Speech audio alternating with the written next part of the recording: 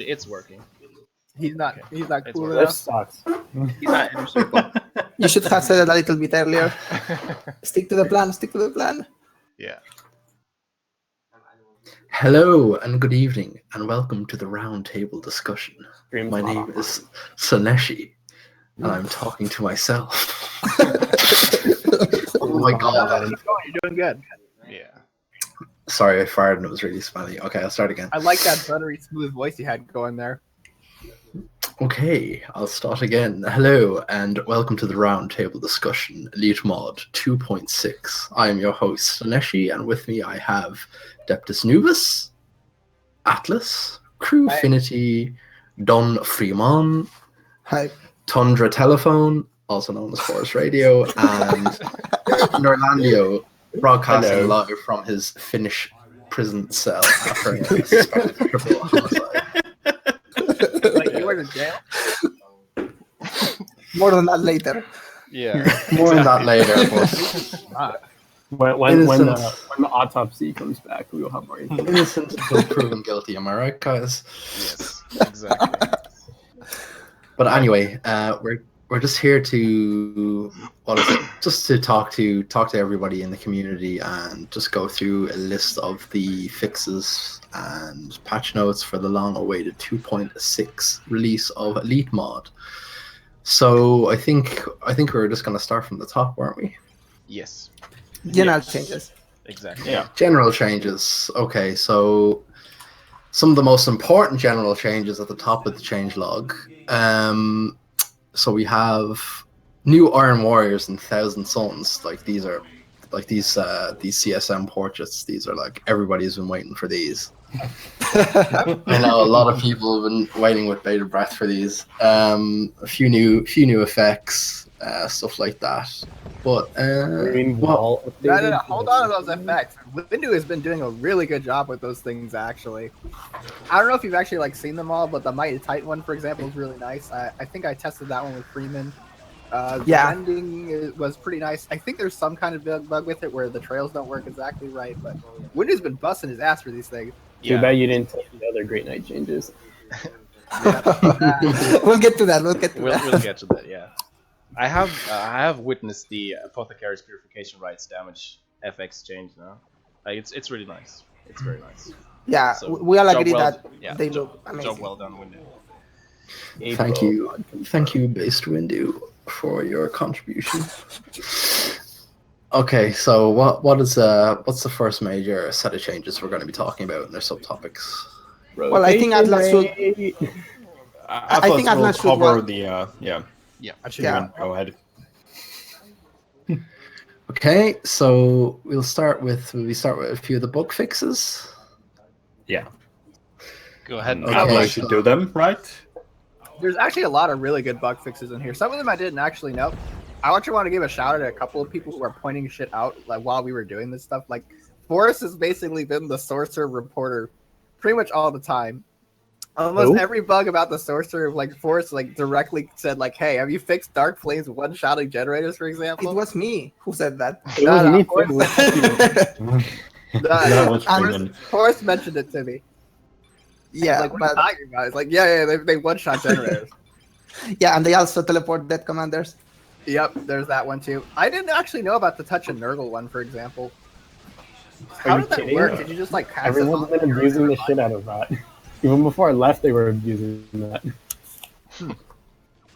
So Yeah. let's go. There's one Alright. that I'm a little confused about. Hopeful fix for Plague Sword one-shotting units affected by Nurgle's Rot. What exactly was happening there?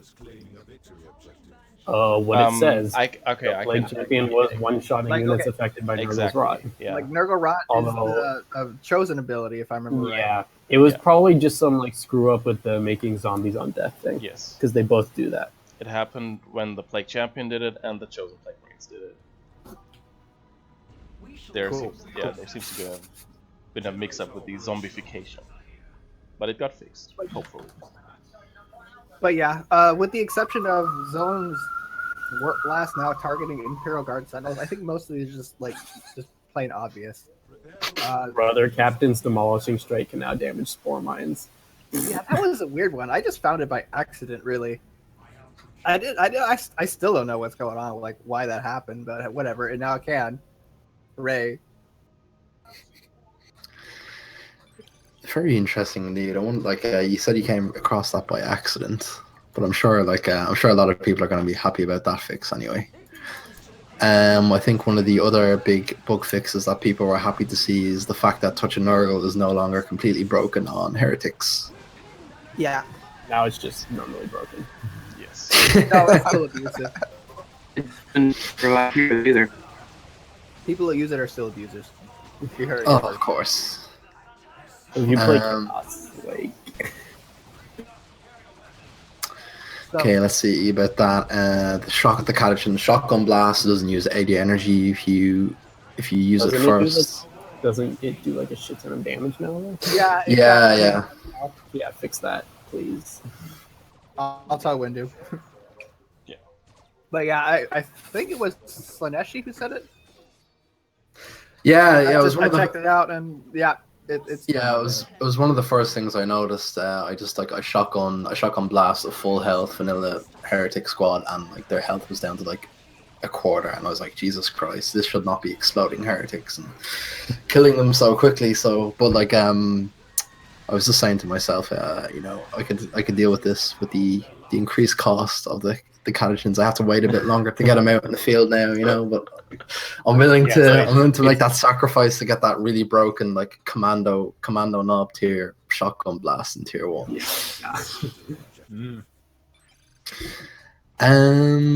Let's see. I think that's most of the stuff covered for the bug fixes. Let's see if there's anything else really quickly.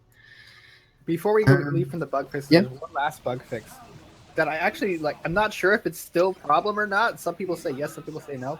But for the Commissar execute abilities, ignoring line of sight, I think it was Ace, who said that it's still not working. I had somebody else, Nodnerb, saying it was working. This one's really confusing. If you guys need to like drop opinions on this, let us know. Otherwise, we're just gonna leave it as is. Was that like an attempt to stop the execution from bugging out? In short, yes. That was the idea. But sometimes apparently the execute still bugs out from some people's. I think I've had it bug a couple of times in the patch. Okay, do you But remember it's much more or less. around it? I can't remember the exact details. It'll probably have to be labbed, but like I play Commissar Lord a lot, so I can let you know fairly soonish if I come across any more issues. But yeah, otherwise the bug fixes are for the most part just getting rid of really erroneous stuff. I don't think there's any controversial bug fixes in here. Yeah. So moving away quickly from the bug fixes, we have a lot of new maps. I guess we could just touch on that quickly. We have a few maps by Zetor. Well, I actually like Swift's map. I really like Angstrom Heights. I think that was definitely one of the highlights of the new maps being tossed into the pool. Argus Siege, not so much. I think that's they got rid of. I have no idea how the So that's like adding like 12 good maps, getting rid of the effort right there. I just want to comment that like the map you said that it was the best one. I agree. Like it's not a very competitive map because like the powers are just next to the base, but it's very fun and can lead some very interesting games. Yeah. I'm still at the point where I don't recognize these maps based on their names yet, so Angstrom Heights is the one that the bases are next to the natural powers and you have a requisition point bottom. Is it the one that's basically a mirror layout of Angel Gate? Yeah, it's actually terms of, like, where it's the points actually are? Gate remodeled. Oh, okay, all right. Yeah, I think the powers are a little too close to each other on that map. Yeah. And I've never really seen anybody playing on the top half of that map so far. Yeah, It's just kind of crash and mid and bot. So yes, I can shed some light on that. I think the only time you'll ever go to the top of that map is just to check out whether the enemy has a power farm. If not, then you'll just avoid it. Yeah, but it's a lot of fun. I can testify to that. I usually just I'd send my sentinel there top to see if there are any cheeky scouts capping at the start of the game. But after that, it's it's usually just focus on the requisition point directly above the top power and just the middle of the map on the bottom. Yeah. And I just want to ask real fast, especially about the updated maps, because it doesn't actually say how they're updated. Has anybody actually played the new Taros, the new Luganov, and the new Leviathan? No. Okay, all right. I would be They interested. were all unplayable to begin with, so why would it Yeah, have changed? exactly. I'm of the same opinion. Yeah. Well, Right. Like, of all these guys, Lesson Spartan just comes out of nowhere with an updated map, Leviathan I version 1.1. Les is a very cool guy. I like his he's streams. awesome, but- I wish he'd stream a lot more often. yeah. That's true. And one last point I actually want to bring up is on the very last line, deleted map. Not so much what map got deleted, but there's actually been a lot of talk about just removing maps from the installer and just, like, why don't we just cut out all the not as good maps and just leave the good maps? Is there any opinions on this one, actually? Well, the thing, like, I can see where people were coming from with that line of thinking, but at the same time, the map files themselves aren't necessarily very big, are they? Not very much. I think at the most it's just a few megabytes, so yeah. This is going to sound like really dumb for me, but like the biggest reason I can think of to remove maps is so that I spend less time scrolling. Yeah, exactly. It's quite a nuisance to scroll through all of these, but other than that, there's no reason why they should be really. Yeah, unless somebody has like a really horrible connection or a shitty ISP that has some data cap stuff or something, but I'm not sure how much they exist these days. Exactly. And so, okay, first world problems scrolling. Yeah, I think something like that can be shut. Like Who questioned my first of all way of life? Yeah. I think once we have like 3 Grey Knight heroes, then we can start discussing stuff like removing maps from the pool. Yeah. Because I know we're definitely gonna have 3 Grey Knight heroes eventually, aren't we? We are? Totally. Most definitely. Totally. Yeah. Oh, definitely. You're the designer, Slaaneshi. Oh yeah. One of mine alpha confirmed. Yeah. All right, so moving away from the new maps, then I think we'll just quickly touch on gameplay changes, and I think one of the most significant changes here is the fact that Hold Fire has been added to the game. So it's basically a toggled ability on setup teams, like sniper teams as well, setup teams and vehicles that allows you to just stop them from firing all their weapons completely and only having them fire on the target you choose. So no more like, I suppose like it would affect like your Lehman's or your Predator's turret from turning around and tracking different targets, even though you're trying to chase like a transport that's getting away. Okay, so is the question, will the turret track? Well, I just assumed the change would be like sort of a way to combat that. Like, I know it's really frustrating when you're like trying to chase a low health squad or vehicle, and like your vehicle's turret is like turning to engage infantry like 10 miles behind it instead of just looking straight ahead and going for the tank or the squad that you wanted to target. Yeah. So basically what it does is it just shuts off all the weapons, and that includes, especially in the case of tanks, that includes like all the sponson bolters and the rest of the little last cannon as well. It'll always turn to rotate the target that you're actually attacking, but it's just going to kind of sit there if it's just kind of laying around. So in the case that you're talking about, where you wanted to just like, I want my turret to face forward because I know there's going to be a predator coming, it's not going to like start swiveling right because it sees scouts on the way or something like that. Yeah. Yeah, which is the most important case of all.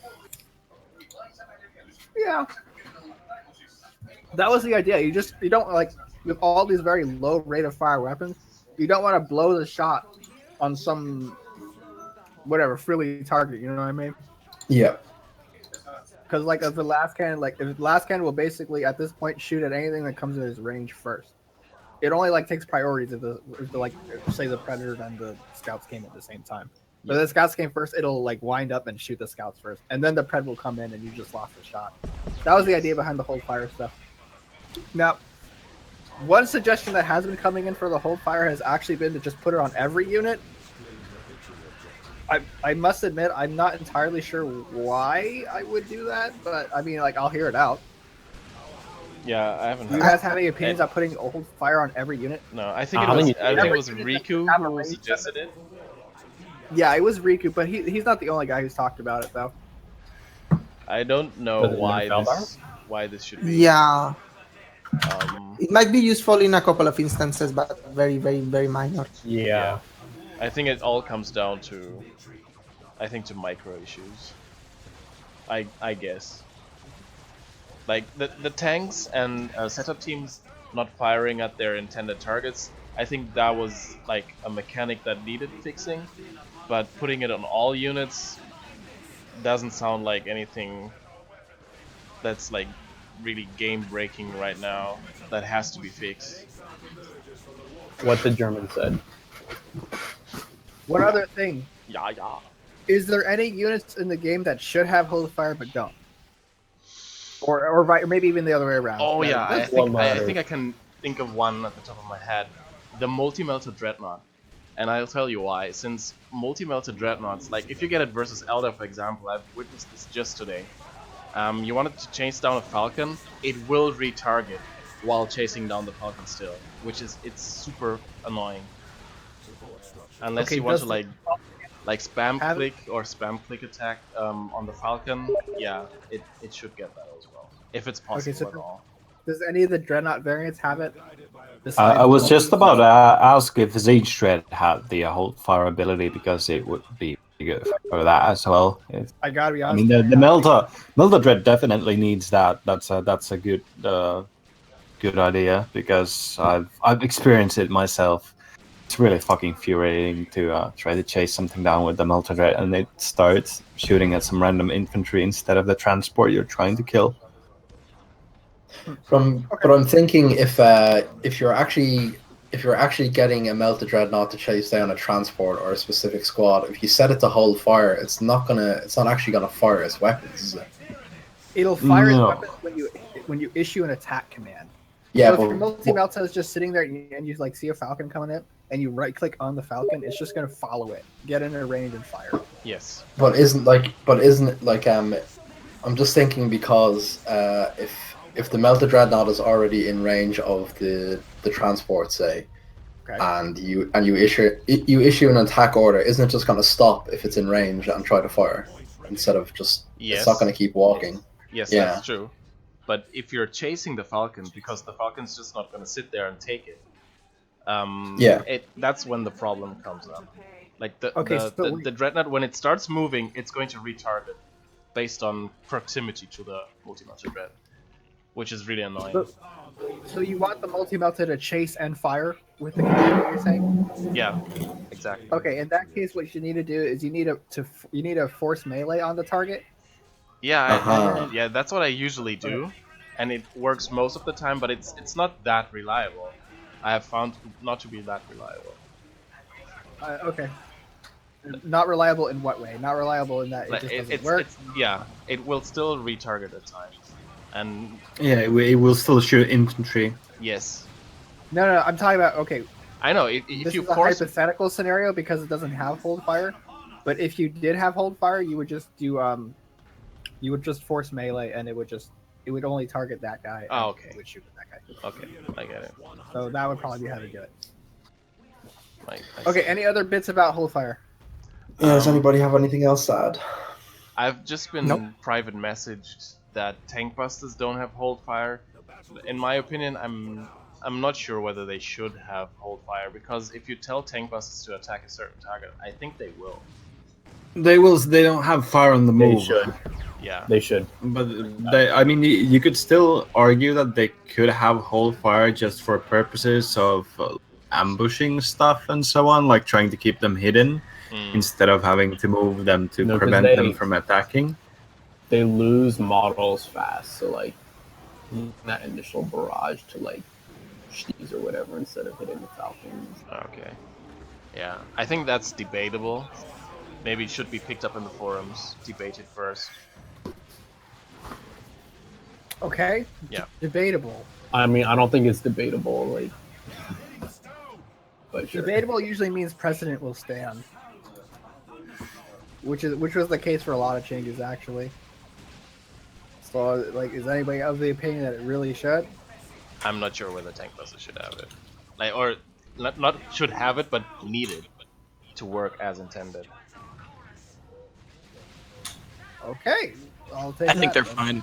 Yeah. Cool. So that's that on hold fire, I guess. Yeah. Right. Overall, well, I would say that's just like an awesome change. Like it just reduces so much hate and like, bullshit, not getting kills because of firing. It's huge overall. I only got about What? half of that. How about Yeah. What the you fuck? sounded like a robot for that entire sentence. Right? Weird. Like a broken robot. I think it's clearing itself up. We'll see. Leap loop does not compute. Nope, that's good. That's good. Okay, just repeat yourself real fast. Testing. I think he said it was a really good change and that it fixed a lot of bullshit situations. But I Yeah, could be pretty wrong. much. All right, awesome. Cool. Forrest confirmed being a robot. Understand. Forest talks binary. All right, so I think if we're finished talking about the hold fire, we can start getting on to the meat of the balance changes for 2.6, and we could probably start with the Chaos Space One Marines. last one. Yeah, of course. Go Grenade ahead. CP damage Yes. to vehicle. That's Yeah, an fucking important- finally. Opinions. Yes. Fucking Yeah, finally is the finally. thing. Fucking finally. Yeah, finally. That's a good change. It could stand to go down a bit more, even like the Yes. 20 or 25%. Yes. Just make it the But original the 25. direction is right. Okay, Exactly. for reference, it started at 0.25, it went up to 0.5. And it should go And now back to it's down to 2.25. 0.33. Yeah, it should go back to 2.5. I gotta be honest, I'm not sure why it went to 0.33. Well, I think Because maybe he's that was so like don't a make any changes. Keltos intervention here, since it was his proposal to begin with to change it to 0.5, and maybe he wasn't like ready to give it up entirely. And I'm thinking that's just the middle ground here. But in all I don't seriousness, really know how much of a difference 0.25 and 0.33 is gonna have, but well, Is somebody chewing into their mic? yes, somebody is. It's Crewfinity, I think. oh shit, I've been Yeah. eating snack on time. He's adjusting his vocal implants. Oh,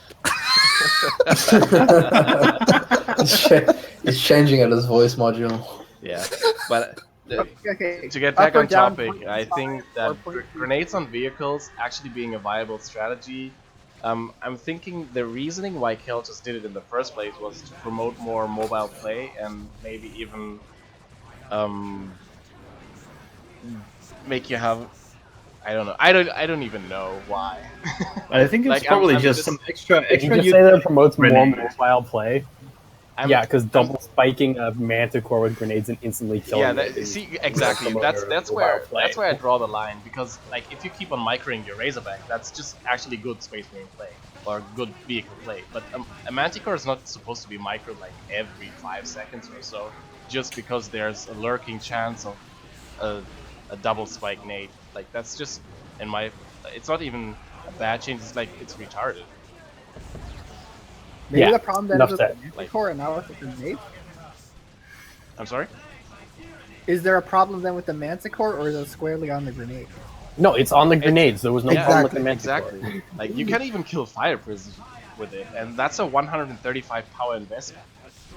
I mean, It's as simple as, for example, if you have a reliable snare spiders, you shouldn't be able to kill a chimera. Like, for example, what some Eldar players did is like they got Triple Avengers, which was broken as fuck instantly. yes, You just exactly. got war spiders, throw the high wire, throw all Yes. the grenades on the same spot, rear armor, like Ven level nades, you blow Yes. the chimera, and And that's it. So Like, that's that's not supposed to be viable counterplay to a vehicle. Like, no way. But it is, and yeah, that's sadly because of the damage modifier versus vehicles.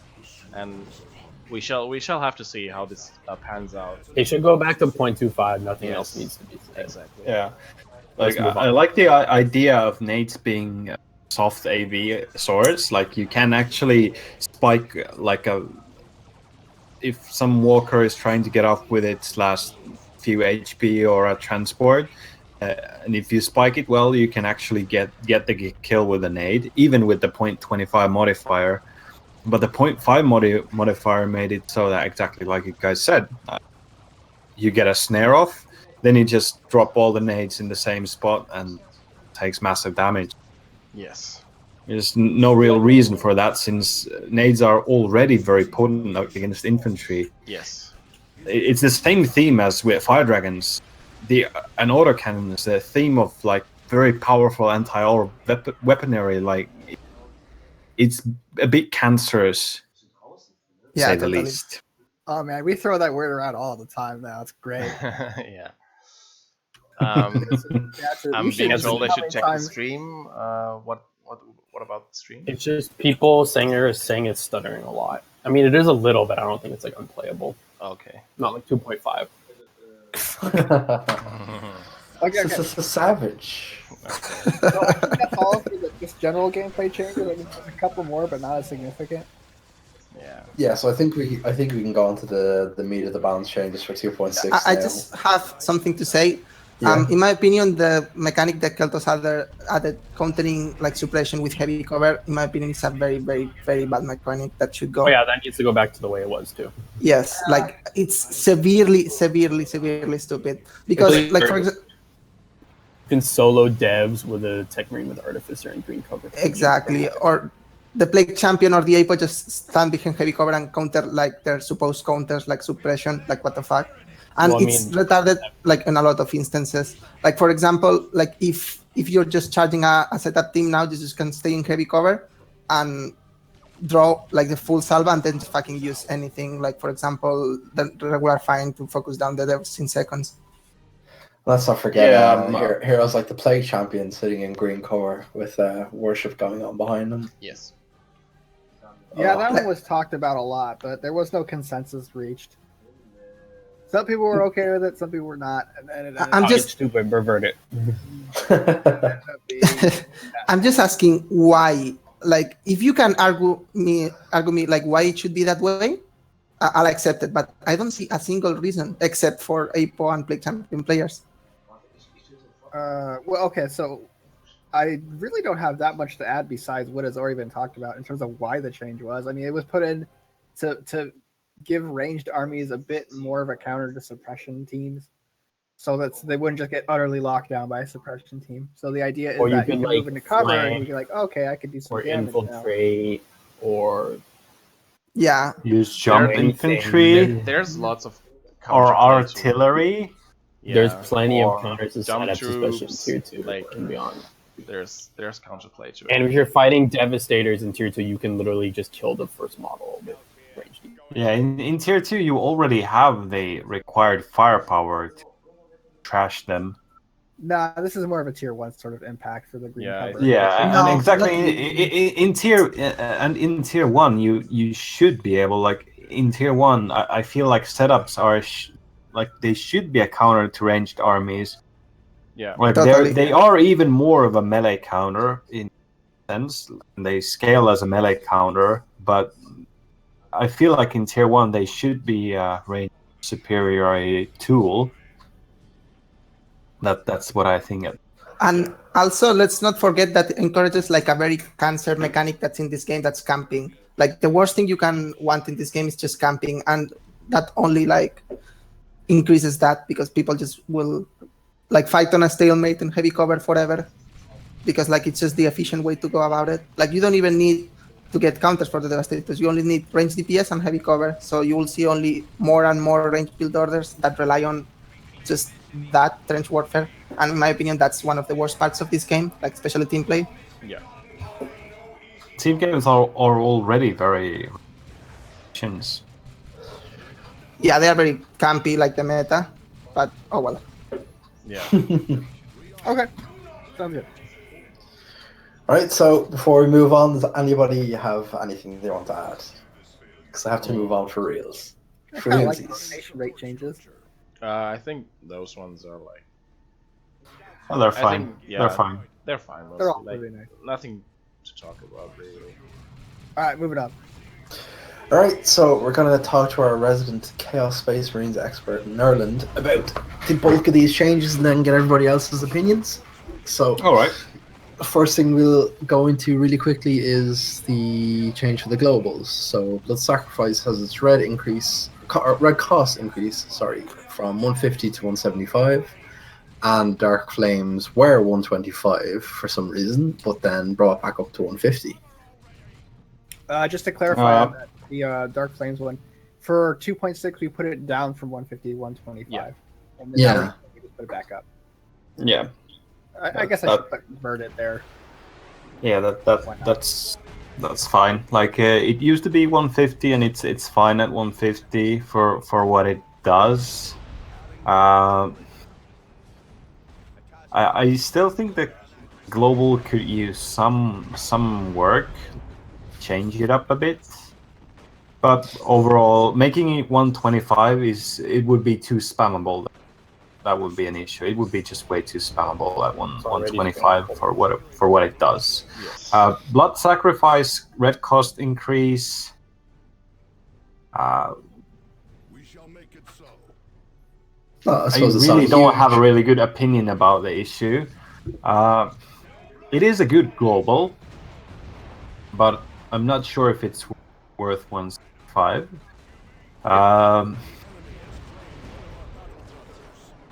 Yeah, it's. It really was. I think. Yeah, I think it was pretty fine the way it was. I don't think that's a huge change making it 175, but still is a minor nerf that I'm not sure was exactly needed. I'm not sure. I don't think that was a broken global by any means. It was a good global, and it gave you can use it to get an edge in a fight. But 150 red, you should be gaining an edge for that price anyway.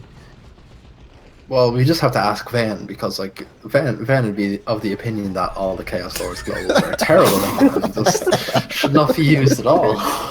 So, like, why does the Chaos Lord even have globals in the first? Yeah, Bloodlust making 2 Corn Rain solo and Avatar. Yeah, shit global.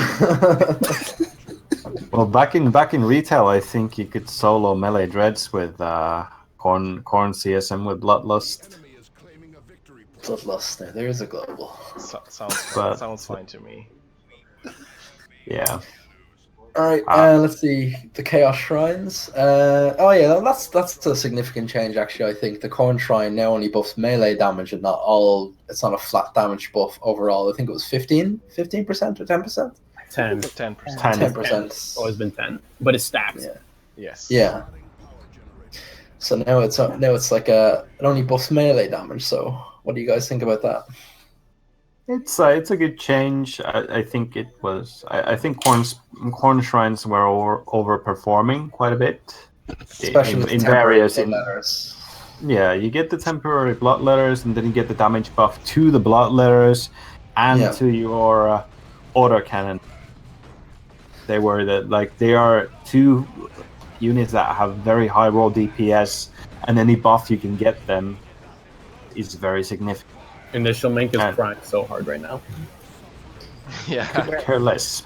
I think he's probably doing retail these days though, so Yeah, he is. Because Oh, really? Chaos Lord Yeah. powered in Elite. yeah, he has some issues, and well, if retail makes him happy, then so be it. Yeah, and the Zinj Shrine got a small buff. It gives you 50 courage damage resistance, which, I mean, it's a nice addition.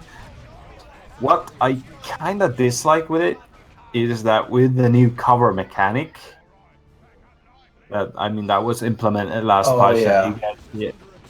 You go to green cover with the Zinj Shrine aura. I'm not sure how long will it take you to get suppressed, but it's going to be a fucking long time. Forever, but that's the problem with the cover change, not with the exactly. That's the cover mechanic problem, and it's already. I mean, it's tier 2, so ranged units in cover. Like if you have Zinj Marines in cover, they will shit on suppression team no matter what. Like they have enough burst damage to start sniping the lead models pretty fast. Yeah. So it's not a huge thing, but it's with the new cover mechanic, it's something I'm not. I don't think it's taking things to the right direction. Yeah, so the basic idea behind the Shrine Chains is just kind of balance them out a bit more between themselves. It was just kind of understood that the Z Shrine was not so good, Corn Shrine was amazing, Nurgle Shrine was amazing, so... I don't think they're going to have that huge of an impact at the end of the day. You'll actually see a lot of this kind of stuff the same with web rate rates later on, if I remember right. But it's just kind of a nice one there. Just make Z Shrines a little more useful. Yeah, and I do like that aspect of it. So like Z Shrines were. But wait, one last thing about the Z Shrine is it was actually written down to do just a flat 100 courage. Oh yeah. I forget exactly what the problem with that was, but there's some kind of technical problem with it.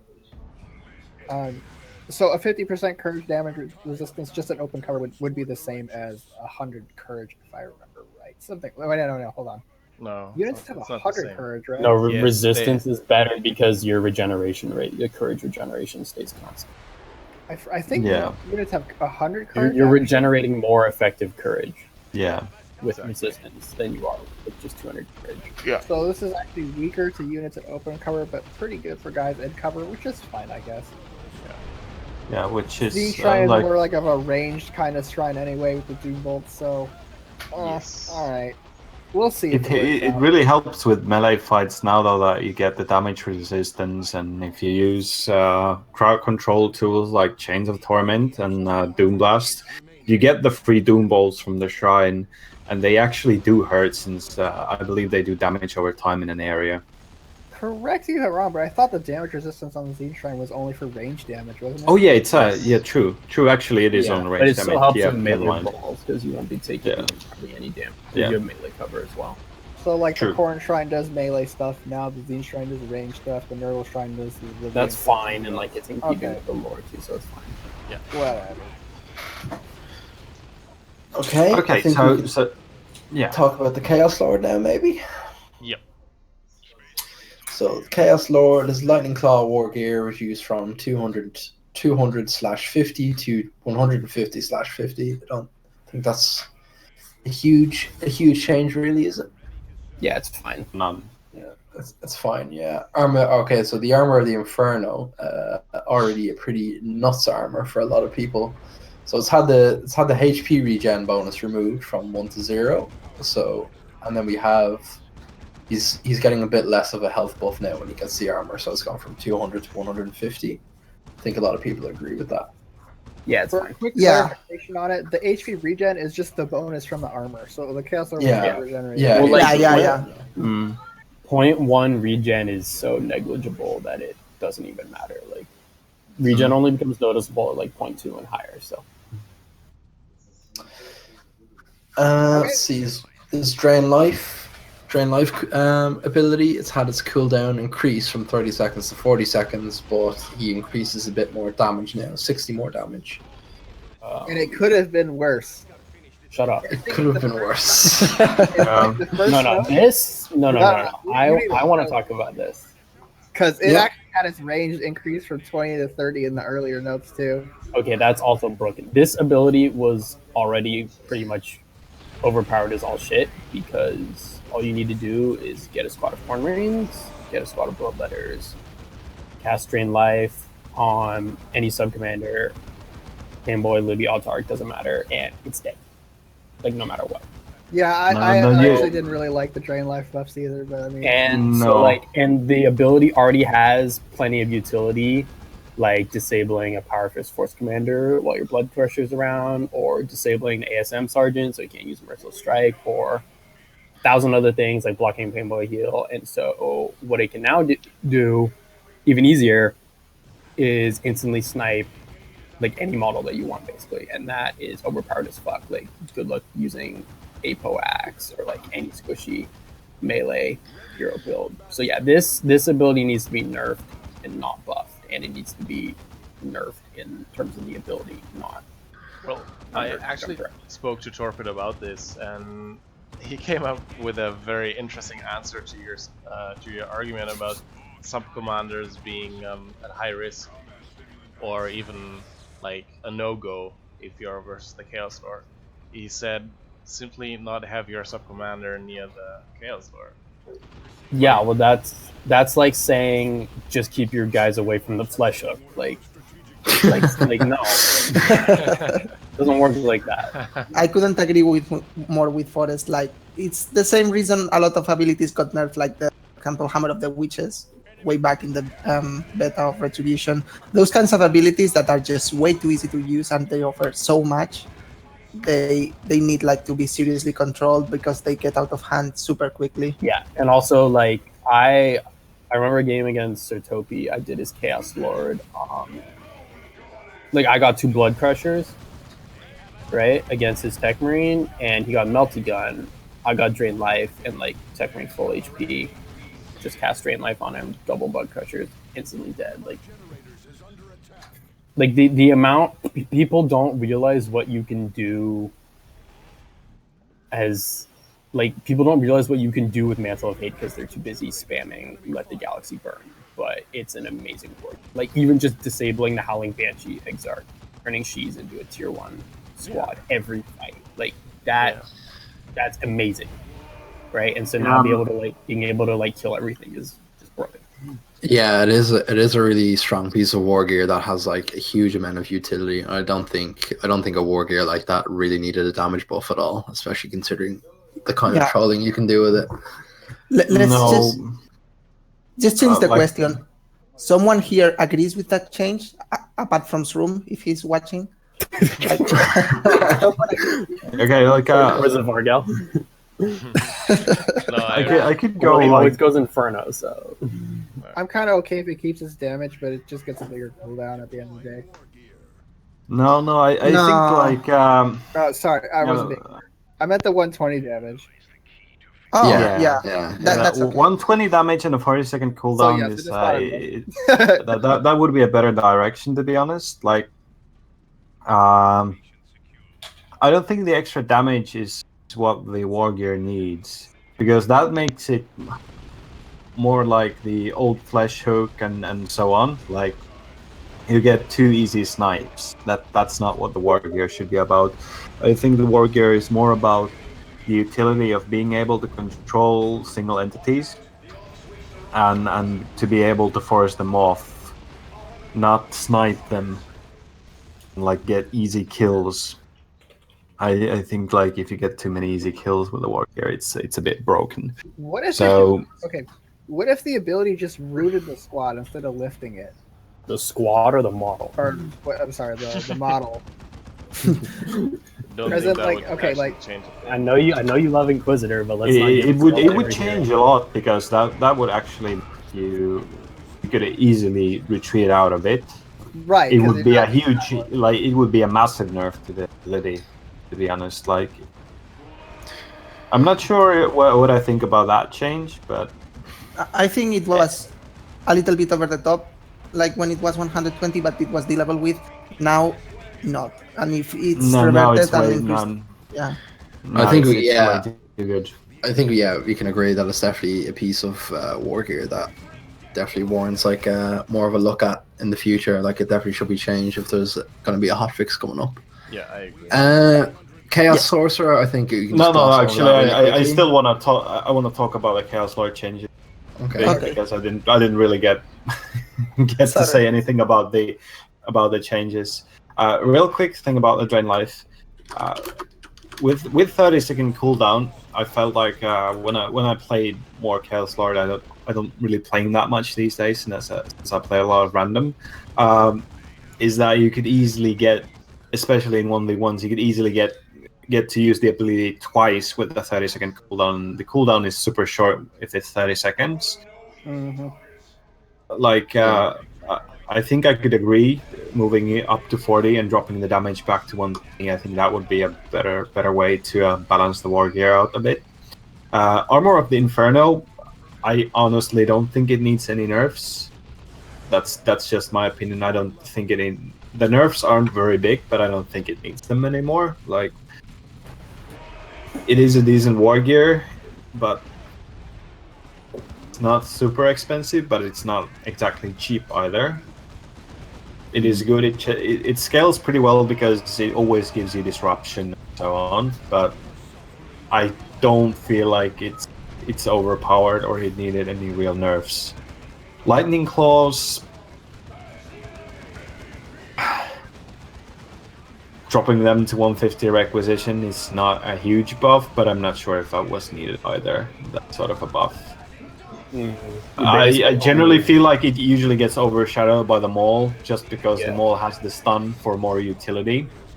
But you still have the power melee damage, which gives you a lot more damage against commanders and super heavy infantry and heavy infantry for the matter. And also the demolishing strike, destructive strike you get is it is pretty nice. Because even though it doesn't give you stun, it knocks the models back right under your feet, so they get ganged up by Corn Space Marine Bloodletters a lot more easily. Now I've said everything I want to say about Chaos Lord. We can move on. Alright then, yeah. Okay, Chaos Sorcerer, just gonna gloss over him quickly. Reduction cost of Rod of Warpfire. Ball Pistol for his default weapon of Flame Sword has been increased from 14 to 21. I think that's not too bad. Yeah, it's fine. It's like 11 DPS. Icon of Tzeentch cost reduced from 150/30 to 120/25. I think that's okay, considering it's a really niche piece of war gear. More of a. I agree on that. Yeah, I think it's more of a luxury item a lot of the time when people are buying it. It's like you get it when you're trying to pull off. Like you get it when you're already in a good position. And pull off wipes. Trying to pull off your sick Dark Flames combo with Curse of Tzeentch. Chaos Heretics. I think this is a significant change. Yes. Yeah. So the Chaos Doom Blast now deals damage equal to 20% of the model's maximum health. So that means your heretics are going to be. Let's not start with that. Let's just start with the Aspiring Champion. Okay. Because I know we're going to talk all about the Doom Blast real fast, so let's just get the rest of it out of the way first. Okay, yeah. So the Aspiring Champion's pop is decreased from 5 to 4, and his upkeep is reduced from 12.5 to 10.2. Which I think I think they're all fine. I don't think they're really going to impact anything. They are fine changes. I think they're taking the squad to a bit more cost-effective direction. The pop decrease, since most tier 1 squad leaders are 3 population, so going from 5 to 4. I mean, it's a high impact squad leader, but still, I think that's the right way to go. Like dropping the population a bit and dropping the upkeep with it, since he's not quite as cost effective as he used to be. No, the upkeep, like the rate of upkeep, is going to be the same with this change. So because he just loses the 1 pop, his upkeep just reduces by the same amount. So it's still going to be the same economically speaking, in terms of like how much requisition he takes for his pop. But whatever. Now the Doom Blast thing. Doom Blast. So the Doom Blast now deals damage equal to 20% of the model's maximum health. So that means if you get an Aspiring Champion, you're going to be doing more damage with your Doom Blast, and since units gain HP as they level, you're going to be doing even more damage the higher your ticks get. The higher your ticks go and level throughout the course of the game. So I think that was actually a good change to help the Heretics maybe scale a bit better into later game. This unit was the most argued about unit in the entire change log. And it's not because people disagree with the Doom Blast change. Really, the question was whether or not it was enough. And I have something to say about this, and since I do use Heretics quite a bit, and I for the longest time I've been a fan of like doing double heretic builds. The problem with that is exactly. I'm not sure if that's enough, and mechanics like this, like Doom Blast does 20% of the model's maximum health, is I'm not exactly a huge fan of these these mechanics are a bit too complex for them to be very intuitive, and I feel like it makes the game more complicated than it really should be. What this does in essence, is that you get the same 15 damage Doom Blast with Heretics out of the gate. If you buy an Aspiring Champion, you get 18 damage for the Doom Blast, which I don't think is, to be honest. When you have level 4 Heretics with Aspiring Champion, I think the damage for the Doom Blast is roughly 25, or was it 27? It's either 25 or 20. Yeah. But around that area. Right now, for reference. It makes Heretic scale better. Like it's a buff in every sense. Yeah. There's no mistake to that. But the question there should have been a better way. I would have just preferred that the Aspiring Champion gives you flat out like 5 extra damage for the Doom Blast, so it makes more of an impact in Tier 1, where the Aspiring Champion gets most of the melee action. That's where he gets most of the melee action anyway. Like you get him to counter melee squads. You get him to brawl against melee squads. Like it doesn't help that much that when you have level 4 Heretics with Aspiring Champion, then they have the good old Doom Blast. Then they have the damage to actually tangle against some other like melee squads maybe. Okay, for reference, right now if you get a level 1 Heretic squad put an Aspiring Champion on it, he does 18 Doom Blast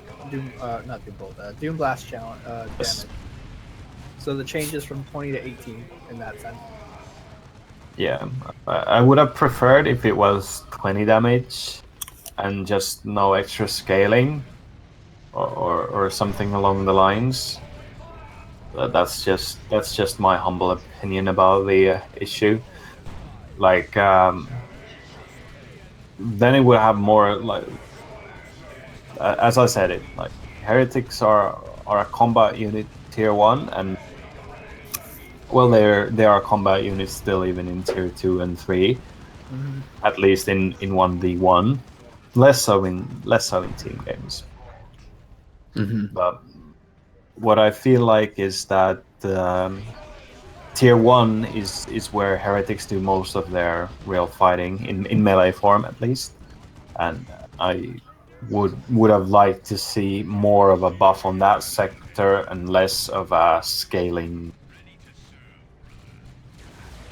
Okay.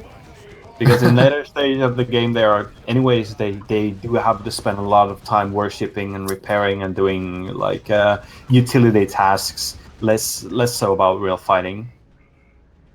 So the impact of the extra damage and so on with the scaling is kind of it is not as significant as it might seem.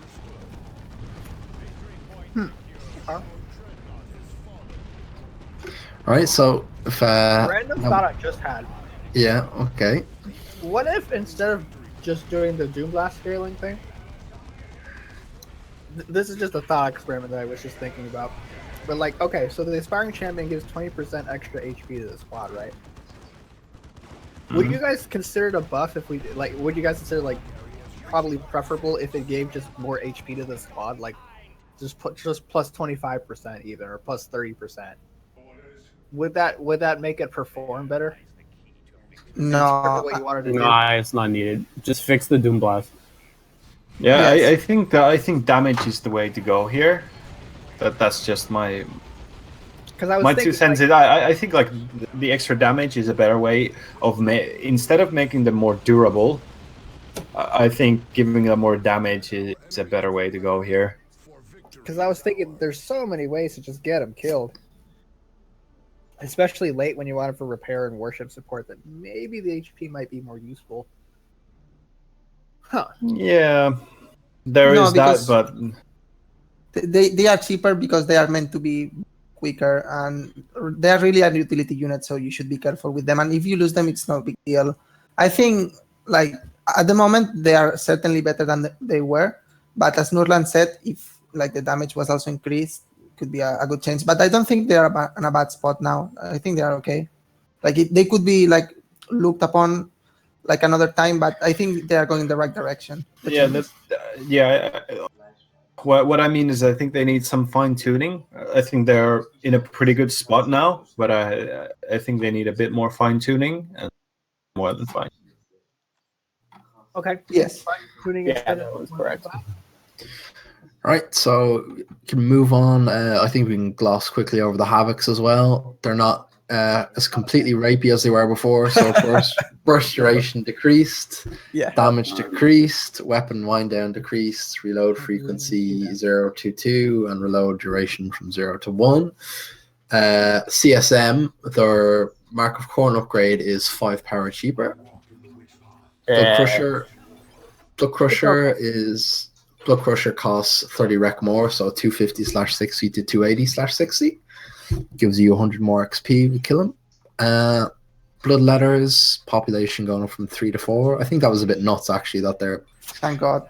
Three is definitely really nuts for Bloodletters. And their upkeep has gone from 7.6 approx to 10.2. All right. Again, it's basically just saying they'll take the same requisition per pop than they did before. So it's not actually an upkeep nerf. Yeah. Okay. All right. I'll go through them real quick, like my ideas regarding the matter. Autocannon getting nerfs, I'm more than fine with the concept. Does anybody have any DPS values? What's the current DPS? 35, I want to say. They're 50 now. Yeah, it's considerably lower. No, it was 45. No, it was 55, and now they're 50. No, there's no fucking way. No, but like DPS used to be 45 with the Havoc autocannons. Yeah, but the DPS values, what are they now? I don't know. We'd have to punch in the new firing pattern, I'm guessing. Yep. And since the codex has not been updated so far. Yeah. Yeah, but I think in practice you're gonna need it. Yeah, it's gonna be noticeable. Yeah, it's already noticeable. I'm guessing you're gonna mention this as well, Nurland, but I think the most important thing is their reload frequency and duration, and the damage that has gone down. Like, I think that's the most important thing about it, actually.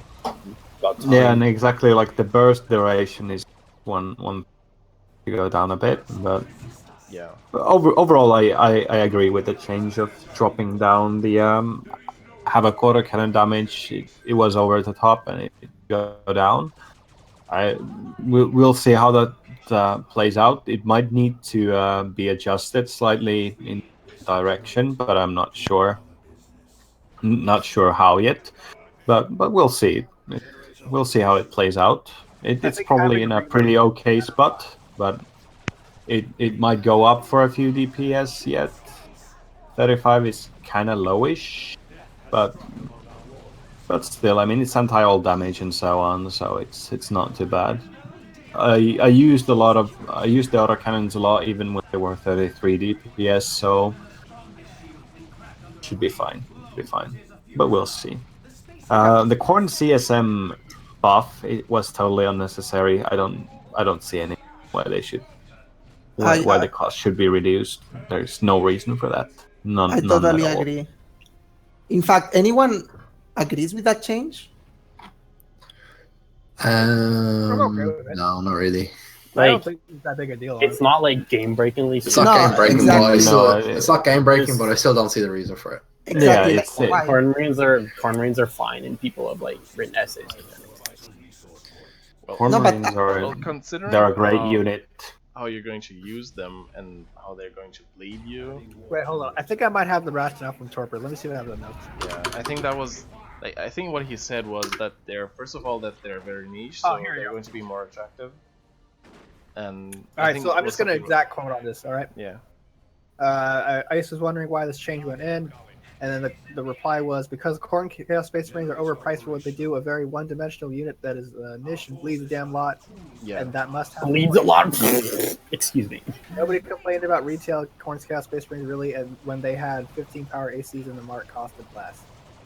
Retail Corn Marines have like 25% less health. They have a bit less health.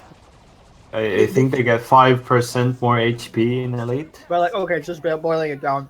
Because KCSM are overpriced for what they do. I strongly in- disagree. Yeah, in retail things are a lot different. Like in retail, Bloodletter you cover all your hard AV needs. Like, No, that was just a tangential thing. That wasn't like really the rationale in there. I think that's a bad change in the sense that double CSM, especially in team games, is most of the time the build you will see most commonly. And like Chaos doesn't really have a problem with taking in comparison with other factions. You usually don't have to spend much power in order to stop enemy pushes or be aggressive yourself. And with like the only thing that makes is like even reinforce the uh, already popular double marine build. So I don't really see the point because like obviously you don't want to go each game for double corn CSM, but it can be extremely strong against all races except like in a very few instances. So I don't really see the reasoning behind it. Like, sure they are one-dimensional, but they are also of like AV. They have a tremendous chase potential. They can tank, and really, it's one of the best ways to transition out of them because vanilla they won't do much for you, and Mark of Jeans is like really specialized. So I don't really see the reasoning. yeah, really, corn lanes are fine in it. Yeah, I think it might have something to do with the Bloodletter nerf as well, to Yes. make corn CSM a bit more attractive, as well as making Bloodletter significantly less cost effective. Blood Crusher changed, that is a good one. It might go back to 300 even, but then again, like it doesn't have melee resistance like pretty much every other melee walker, so. Oh, awesome! I have notes on this one too. Blood I'm pressures so were glad just this is way all- overperforming for their cost and the. Yeah, but like 250 requisition is way too low for that. But yeah. So the Just quote is, had some hard people at least. saying that the BC still needs to cost a bit more. Reply, I think with the other nerfs to Chaos Tier 2, especially if the Bloodletter comes through the experience, or the Bloodletter nerfs that is, comes through the experience yield increase and the cost per poster will be sufficient to deter Blood Crusher spam. To which there's some people agreeing with it, and just kind of close that. I think we'll see. If it still feels like it's too strong, we can increase the cost further. But I think that's it's a cautious step, but it's a step in the right direction. Yes. But still, anyway, like changes for like main Chaos tier 2 units are actually being nerfing them, like autocannons, Plague Marines, Bloodletters, Blood Crushers. So, and even the Dreadnought Marks are getting pretty significant nerfs as well. So. Yeah, I don't know if Frenzy Barrage needed the damage totally removed. Like, I know Torpid hates that thing, but still. The missiles of the barrage still do damage, but the AoE it's not damage. much. Like, really, the Flame Barrage was fine. Like, you can get in a Chimera. Yeah, I think the missiles got their damage buff at one point. I think they got the buff reduced at one point as well. Like the damage the missiles do on landing got decreased back to retail values, and now they're removing it completely. You know, it only suppresses. Blood Rage getting nerfed, like costing more energy and having a shorter duration. I'm not sure if I like that change. Yeah, that's fine. I don't understand it, but okay, it's not a huge deal, and it's not very significant either. Yeah. Okay, in a way, it is. Now you can kill melee dreadnoughts with a Poaxe.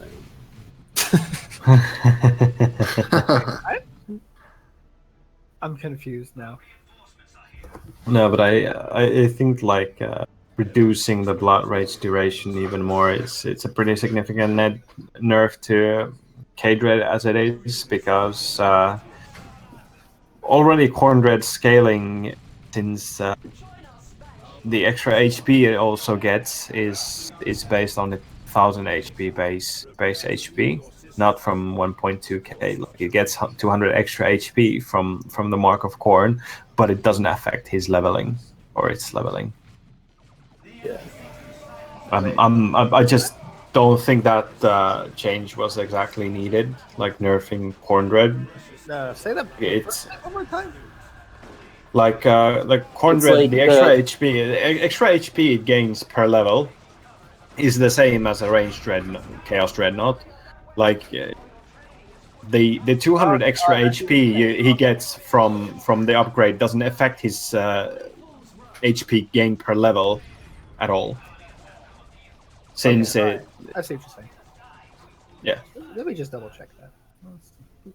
I'm that's fairly right. certain about that. No, that's Not to 100% see if all the right. dreadnoughts have the same scaling. No, they have don't. the same It all depends on your base HP before any upgrades, like extra armor. Or Yeah. Right. Good, Atlas. Okay. So there's Anything that. else on the dreadnought, I guess. Well, of course, like Mark of Zinch losing the damage from barrage, it comes with a cost reduction, which is a bit less of a nerf. Well, we'll see how that plays out. We'll see how that plays out. How often did you would've- buy a Markers each dread before? I used to do it a lot, especially against IG. Would you A do bit it less now so if against it was other lingering races, there? especially with the new autocannon, the vanilla one. But Would you buy it more now, especially with Plague Marine nerfs? I would probably be less inclined to buy it, because now since Plague Marines are worse with anti-infantry, and Mark of Zinj is worse with anti-infantry, I would probably. I don't think I would be as inclined to buy Mark of Zinj. I would probably try to keep it vanilla for better anti-infantry performance. Though the AoE suppression is still very useful. Okay. But either I would go Mark of Zinj and try to supplement my anti-infantry in another way. But I don't think that makes Mark of Zinj more desirable at all. Quite the contrary, I think. Not sure if it was designed to make it more desirable, but we'll see. But like, also a quick thing about the bloodletter changes. I think 12 population is way too little for them, but also I feel like 16 population is a pretty steep cost for them. I'm not sure. But there is no middle ground really there, because Yeah. Do you want to go with either this yeah. Well, Yeah. if you want to make more subtle population adjustments, then multiply everything's population by 10 and make the population limit 1,000. Yeah. Then you can do more adjustments. That you sounds can like have a things wonky cost. change, though. Why would you put it like that? Yeah, but no, because it's just like things can't be like decimals for population. Right. I know that. So if you multiply everything by 10, then you can do like more adjustments. And that would require like a lot of changes. Yeah, it would. It's a lot of changes just for bloodletters here. Yeah. No point to make it that complicated just because of blood Yeah. letters. But that's just my 2 cents about the change. Like, I think they were too strong for a 12 pop and such a low upkeep squad. Like, that's just way too little for them. That sounds simpler. Yeah, maybe. Okay. But like 16 population for them is also. 16 population is not a huge amount, but still they are 1.2k HP squad, so they are not exactly tanky. They need heretics to be like viable in combat situations. I feel like, because they need the worship HP regen and the extra energy there. But Yeah. we'll see how that plays out. Right. I think we'll try to quickly wrap up the chaos changes so we can get on to the other races. So we've got Chosen Plague Marines, quite a few changes here for them. Their cost has increased from 480/30/175 red to 480/30/200 red. Yep. So Actually, in the first version of the notes, they actually went up to 500/50/175 or something. Yeah, I know. oh, so am I looking at the wrong notes? No, these are the right ones. When I Okay. talk about like first version, I'm talking about like before the changelog was actually like Oh, official, okay. like when we're doing theory Yeah. and all this shit. So, I believe Indrid's exact quote on this when he first saw it is he's like, "Holy shit! I don't think I've ever seen a unit in Elite get nerfed so hard from one patch to the next." Yeah. Vindicate Assassin, Doom of Malantai. Nerfed harder than this? Yeah. Operatives. Hello.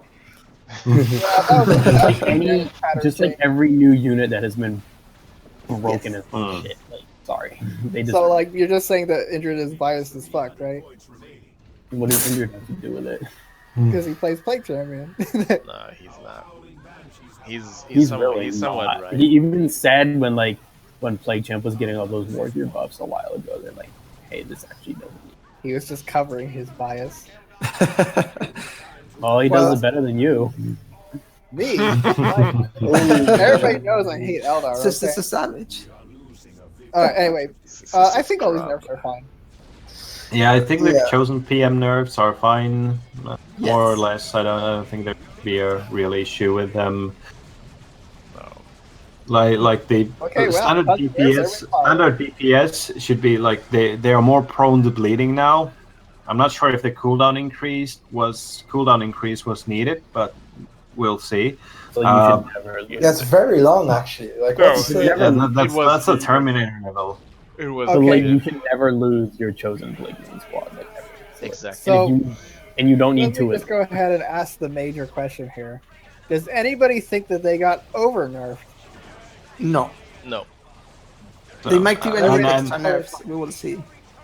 I don't think they will be needing extra nerves, to be honest. Like they're Probably still going to not. be expensive, slow, very hard to replace. They're going to bleed more now, and the death explosions Yeah, and it's so like on are going to be less impactful. Every problem people had with them basically got solved. Yeah, Would you I think buy that should be fine. Even with all of these nerfs? Yes. Yeah, I think they're still yes, fine. Forks, I think They are a that's very fine. niche unit, but they should be quite fine now. Plague Marines, yeah, the changes are fine. Extra upkeep, less anti-infantry damage. That's the way to go.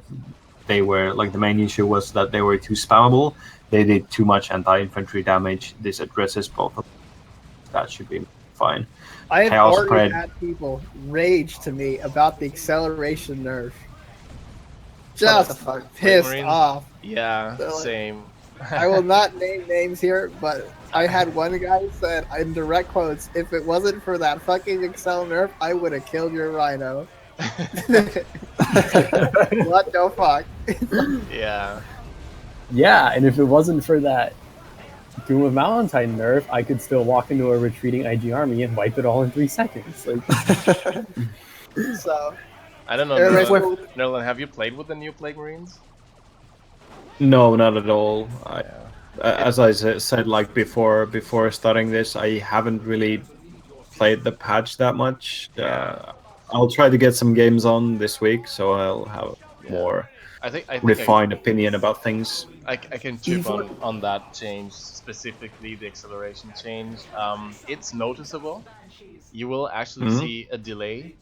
Even I think the main point why this was implemented was because Plague Marines under Khorne Worship were just easy mode AV. I think we can all agree on that one. Like, Yes. they could easily change not charge down, but kill vehicles with Khorne Worship. Steve, And now James with Bias the is fuck. I'm sorry. Everybody is, oh, look at the Chaos Lord. He could do something good. We gotta nerf that, don't we?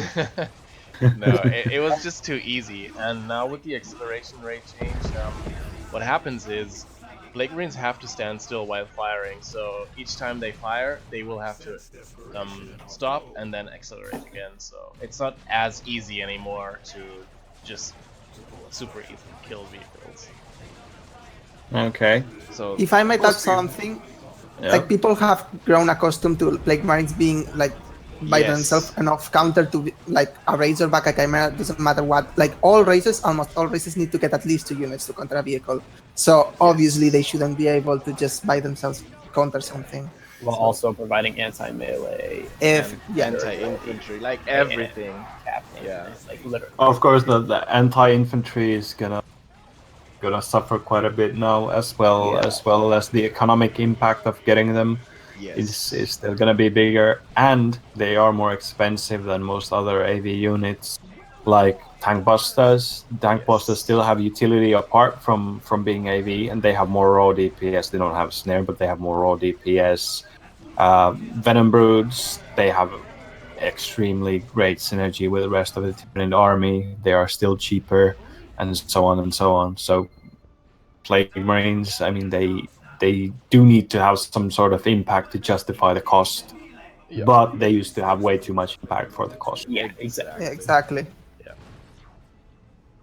Okay. And I think all that's left is the Predator. Yeah, the Predator change of going from Population increase, 15 to 18. That's okay. It's normalized now because Space Marine Preds are also 18 power, so there is no reason why Chaos Pred should be 18 power Preds. Yeah, like what the fuck? not 18 power, no, I mean 18 population. Yes. So why the fuck should Chaos Pred should be 15? It's not like Chaos is that much more pop ineffective than Chaos. I mean, Chaos is any more pop ineffective than Space Marines. If anything, Chaos is more pop effective. It's But these changes with Bloodletters and Chaos Pred, the pop change should make Chaos significantly less pop effective. Like 18 power Chaos Predators would be a change like Sub-Zero would do. So let's keep it at that. With splash damage chain axes. Yeah. So just clarifying, it's not really in the notes, and I believe it actually just is in packets. It's just not there. But it had the same upkeep treatment as it has with Bloodletters and whatever the other unit was. The ones, the Aspiring Champion. So its upkeep should also be normalized too. So yeah, fine. Yeah. Just letting you guys know, because it's not listed. It probably should be listed, but whatever. All right, so Okay, I think what we're... Chaos buff, Chaos nerf, Chaos birth. Chaos nerf. Chaos got what it deserved. Yes. Yeah. Exactly. No, I think that pretty much says it all. Like Chaos got what it Overall, deserved. pretty massive nerfs. Yeah, and it's not as easy mode. Like, it's not such a. I know I'm gonna be overdoing it here, but it's not such a move noob race anymore, in my opinion. Yes, It's simple as that. Like, I agree. for example, you would never go wrong with Plague Marines. You would never go wrong with Chosen Plague Marines. Like, let's talk about how this, for example, the Chosen Plague Marines completely changed the Tyrannid Chaos matchup. Like, you would go Chosen Plague Marines. What the fuck are Nids gonna do about them? Like, they cannot DPS them down. They can only slow them, but so what? They cannot DPS them down. They won't bleed, and once they are inside your army, you'll just have to retreat. Like, what the fuck is that all about? And then Plague Marines as well, like tanking entire ranged armies in green cover, like never bleeding, and then also being a very capable AV unit and being anti-melee with a slow aura and then death explosion and all that stuff. Nah, get away with that.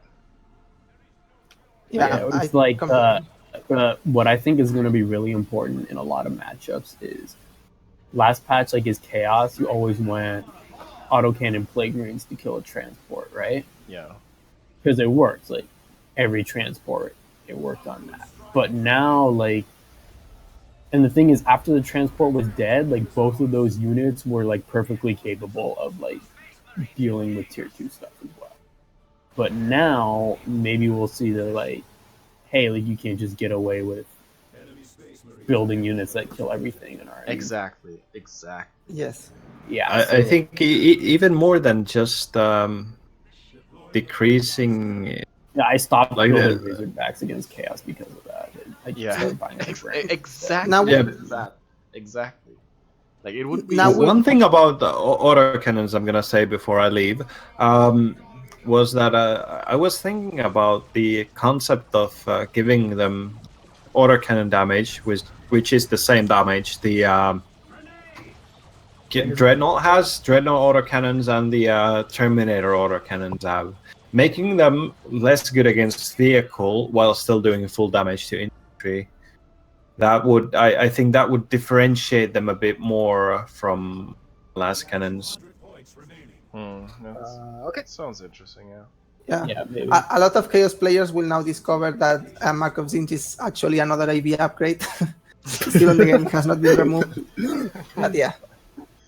Pretty much. But yeah, anyways, long lost dark age of technology invention. Yeah, pretty much. Dark Age technology. Anyway, I think head off now. So Okay. thanks for having me, guys, and Yeah, thanks I'll for watch. being here. Yeah, thanks, Nurland. See you guys later. Yeah, thanks. Good night. I hope you Good get night. off that murder rap. All right, bye guys. See you. All right, see you later. All right, so I think that about wraps up the chaos changes. So we can put chaos to bed for the moment, and we can begin the crying about Eldar now. I think. Oh, I'm so ready for this. Yeah, everybody loves the Eldar, so we're going to be talking with our resident Eldar expert Nubis about these changes, and of course taking questions from everybody else, discussing the changes as we move along down the list. Expert TM is property of Elite Mod. It's not. There's no resemblance to the All right, so I knew this. okay, so the first thing I can see in the list is the globals. So the only global that was changed, well, aside from the webways, I guess, is the Spider Brood's call-in. So it went down from 350 rec and 200 red to 325 rec and 175 red. So I don't know if there was ever a lot of discussion centered around that global before, was there? There was there was some thread about it a really long time ago, but the conclusion was that it was fine. About warp spiders, the warp spider call down being cheaper. I didn't see that. Yeah. But yeah, I think it's like a really long ass time ago. Yeah, I think it's mainly fine. I mean, 200 red is quite steep of a price for Eldar. I'm thinking this goes in line with the webway gate changes that we're gonna talk about next. So I don't see anything game breaking about this. I'm thinking it's just fine. Yeah, War Spiders did get buffed though. Did they though? Okay, wait. I'm they seeing did these. buffed.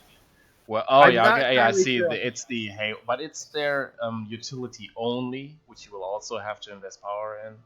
So they're not getting buffed straight out of the gate. And Okay, yeah. yeah. My question was, does the spiders from the global actually come with any upgrades? No. No, they don't. It's just good. vanilla warp spiders. You still have Who to. do you invest. think they are? Tyranids? Yeah. Tyranid, that's a little snowflake. Yeah, they don't come fully upgraded now. They're just vanilla warp spiders, and that's it. The only thing that you benefit from is that you can call them in anywhere, and that's the only advantage you have. And no build time. And no build time, and no power cost as well.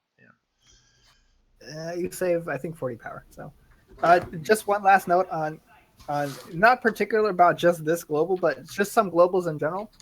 For a lot of the globals that are kind of unique to a certain hero, in this case, Warp Spiders to the Warp Spider Exarch, there was kind of a push to make them cheaper so that, like, to help differentiate heroes more, like, the Inquisitor should use Stormtroopers because it's like a thematic thing. It's like, it's what her globals are, you know what I mean?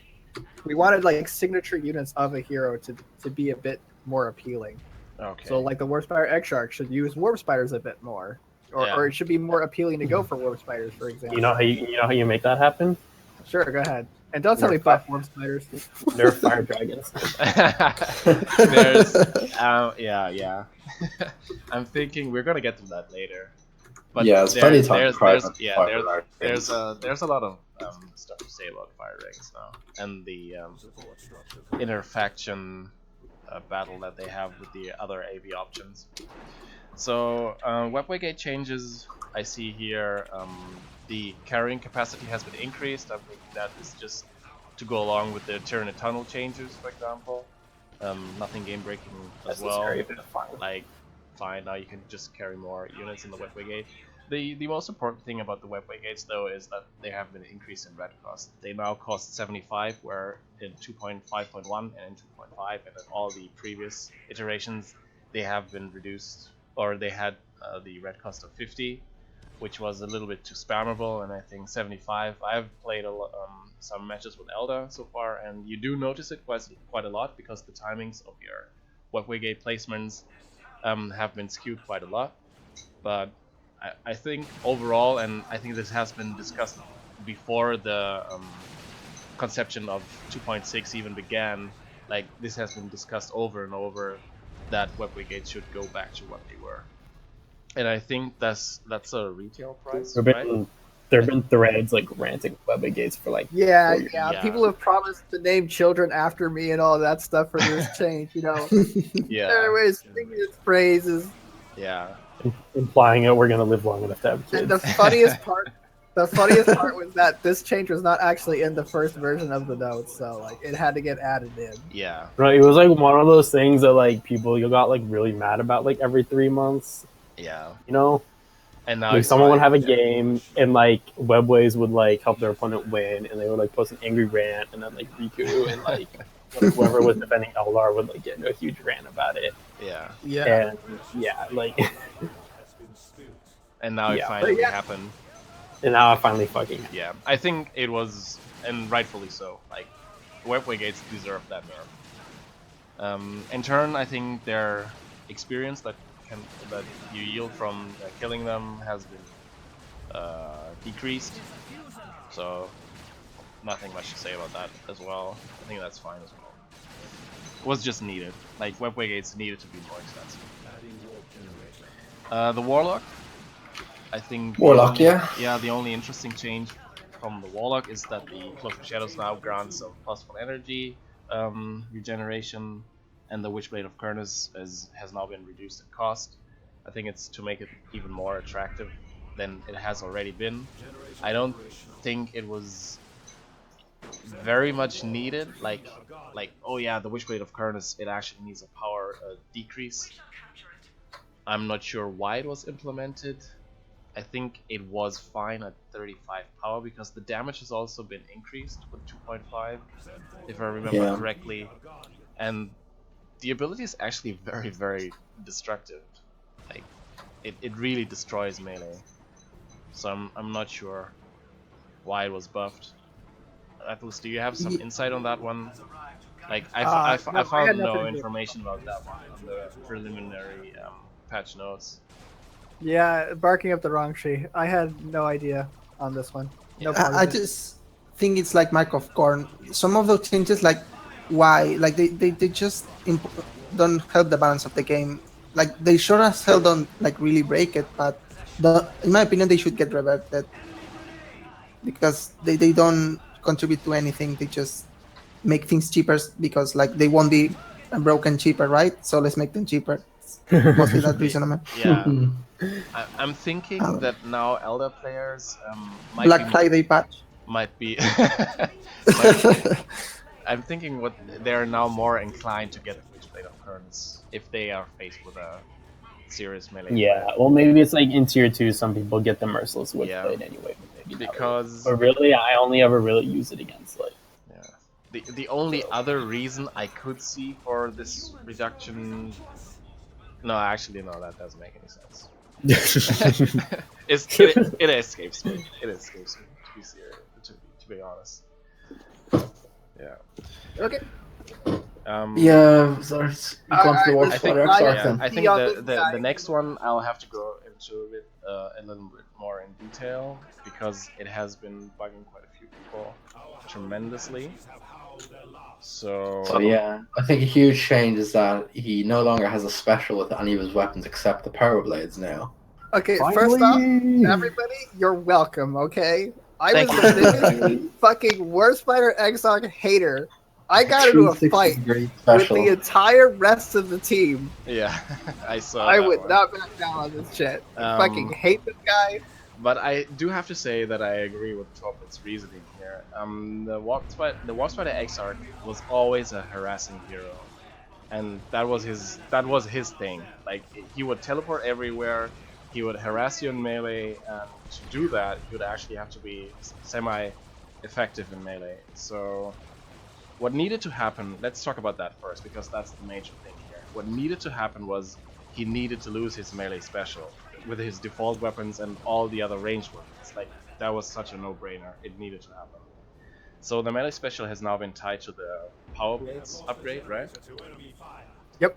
So that's a good thing. I think we can all agree on that one. That is a very, very good thing, because how many times have we seen the Warp Spider Exarch just teleport in, tie you up in Immediate melee special. combat, and immediate fucking 360 special. And what's important about the special from the Warp Spider Exarch is that it synergized extremely well with the Banshees that were already approaching, because the 360 special meant that if you would teleport behind you, it would like turn into somewhat of a 180 special, but that would throw you towards the Banshees that were closing in. So your entire range squad, if you would be so careless to group them up, like 2 range squads together, for example, would be tied up by just the Warp Spider Exarch special and the Banshees. And then the Dire Avengers could easily pick you off. Like, it would be that much of a no-brainer. Just by pressing Q, point and click, and yeah, you basically forced off the entire ranged infantry of your enemy. That was just way too easy. So that has been removed. That has been very important. Now the thing that that angered Atlas, I guess, the most was that his melee damage has been buffed. And I say, yeah, his melee damage has been buffed, and his range damage though has been reduced. So you actually now have to pick and choose very wisely when you want to engage in melee combat and when you want to engage in range class.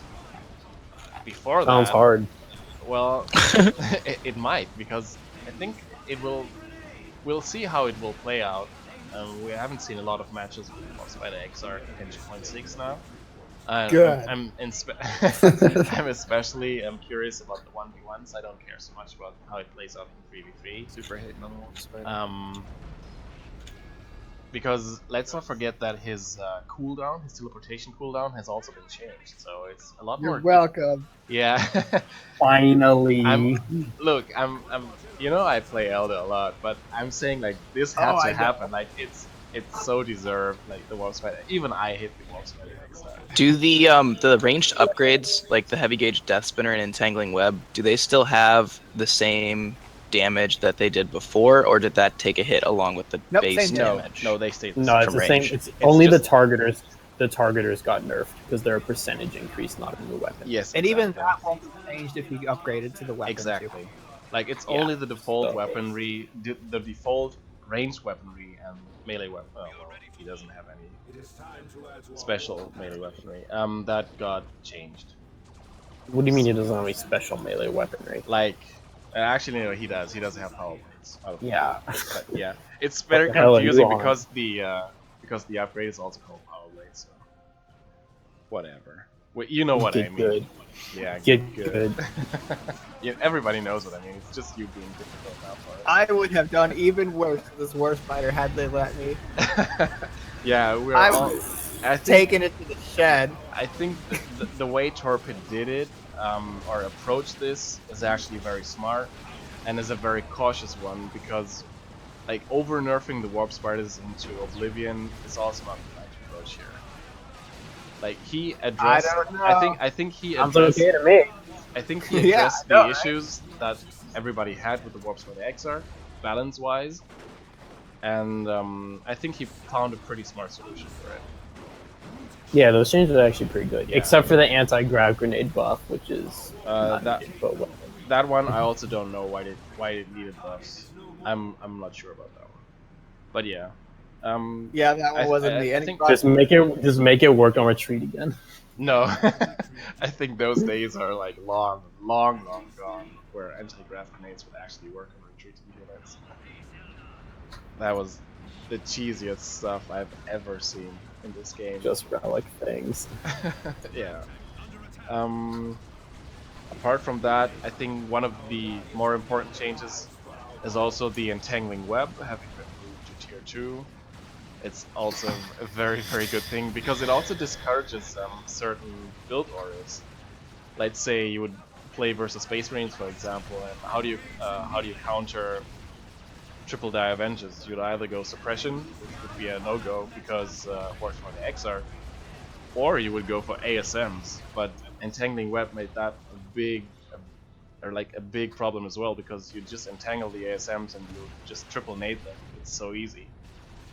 I think it's the same with another type of unit that Freeman is going to talk about later, namely the Imperial Stormtroopers, which don't even, which have it even more easy.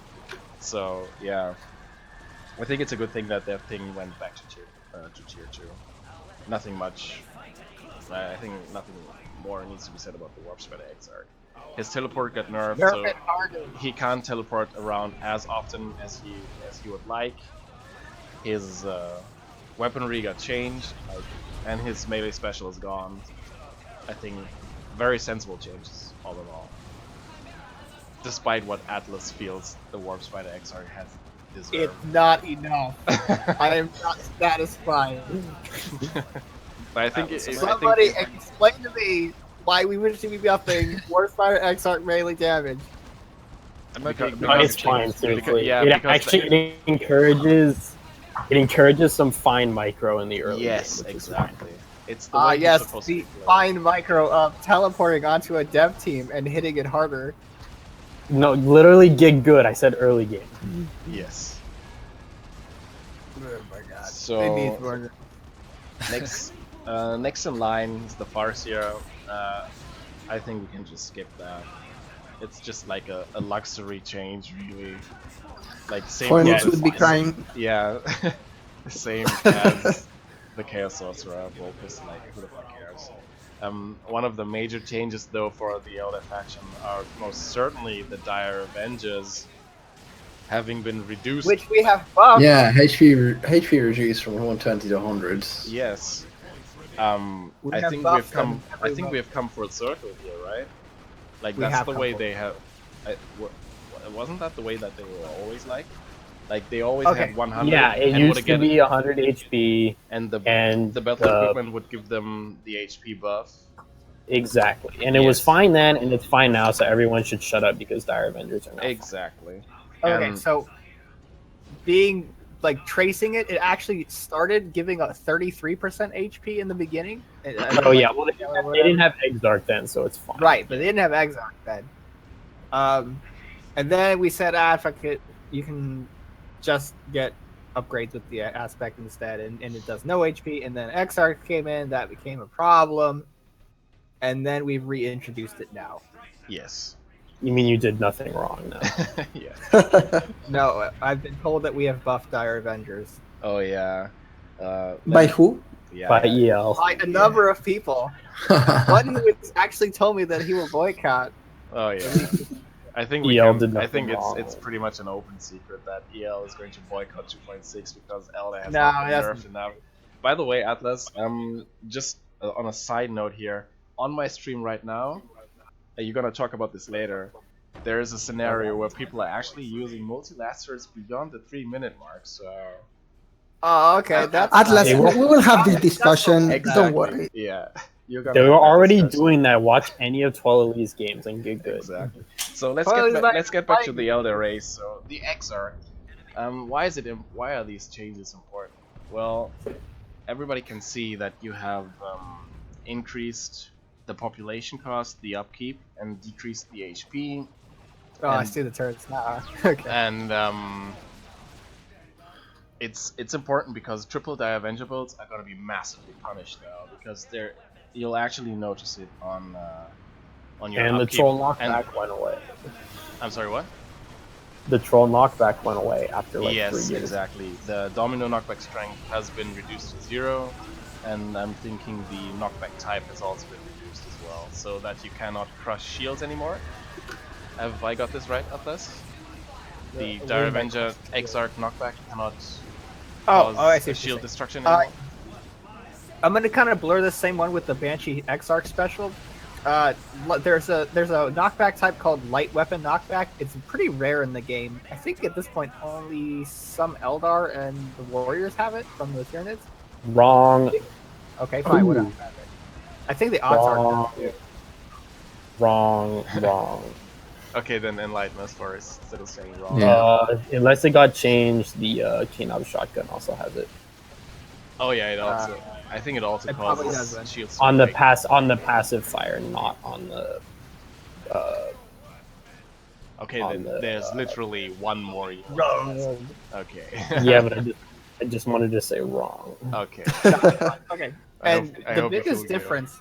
There will be plenty of time for wrong when GK changes game. Correct.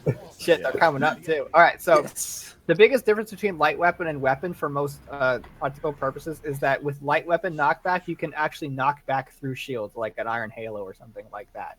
Yeah. So when crushing shields... Also, it doesn't work on Ogrins. Wait, why wouldn't it work on Ogres? I'm pretty sure it doesn't, but that was a while ago, last time I labbed it. Weapon knockback works on Ogrins. No, light weapon knockback. I think okay. weapon knockback. I'll take the word for it. Okay. I did not even think of that scenario. So. Interesting. Okay. That's because you suck and never build Ogrins. Oh, savage. I think we're gonna have some grudge matches after this. They realize I have power over them, right?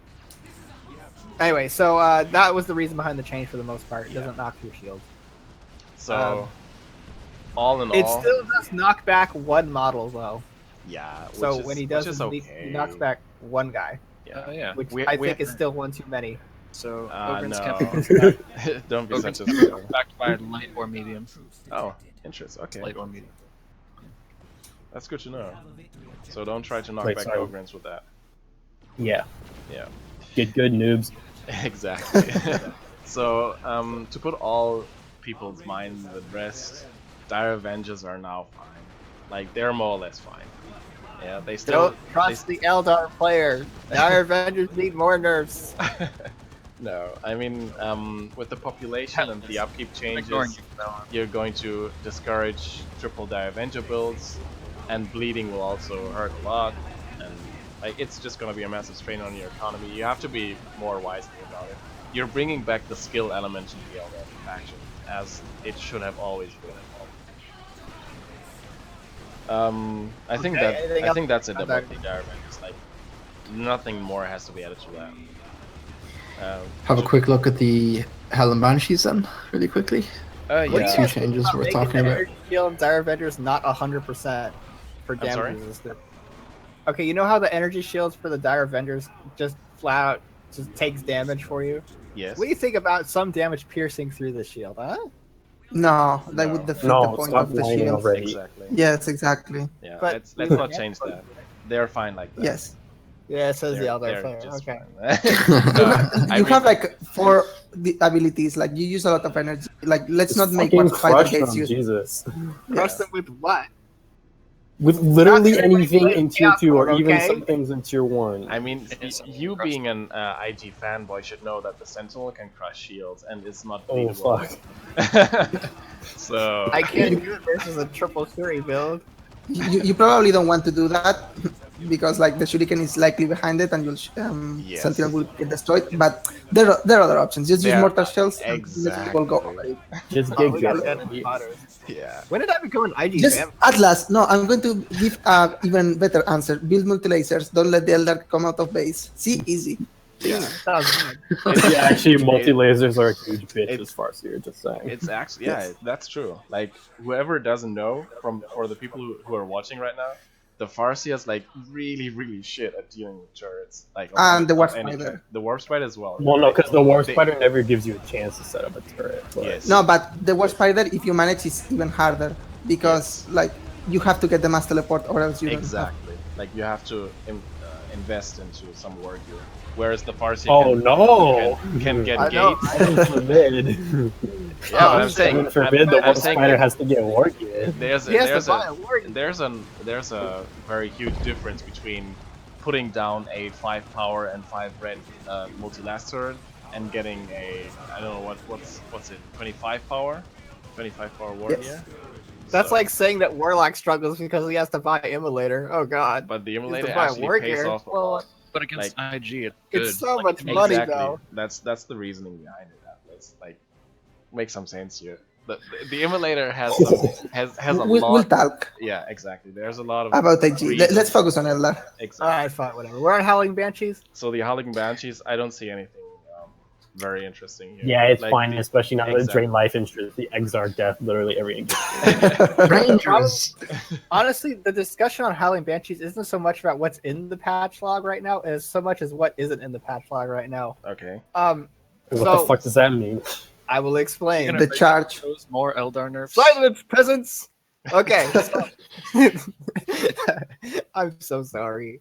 Anyway, So I put out a thread because this change is being discussed, and we ultimately just said, fine, we'll just leave it as is. Where we substituted the Banshee Leap with a slower than usual charge. Yes. And there were people coming on both sides of the aisle about it.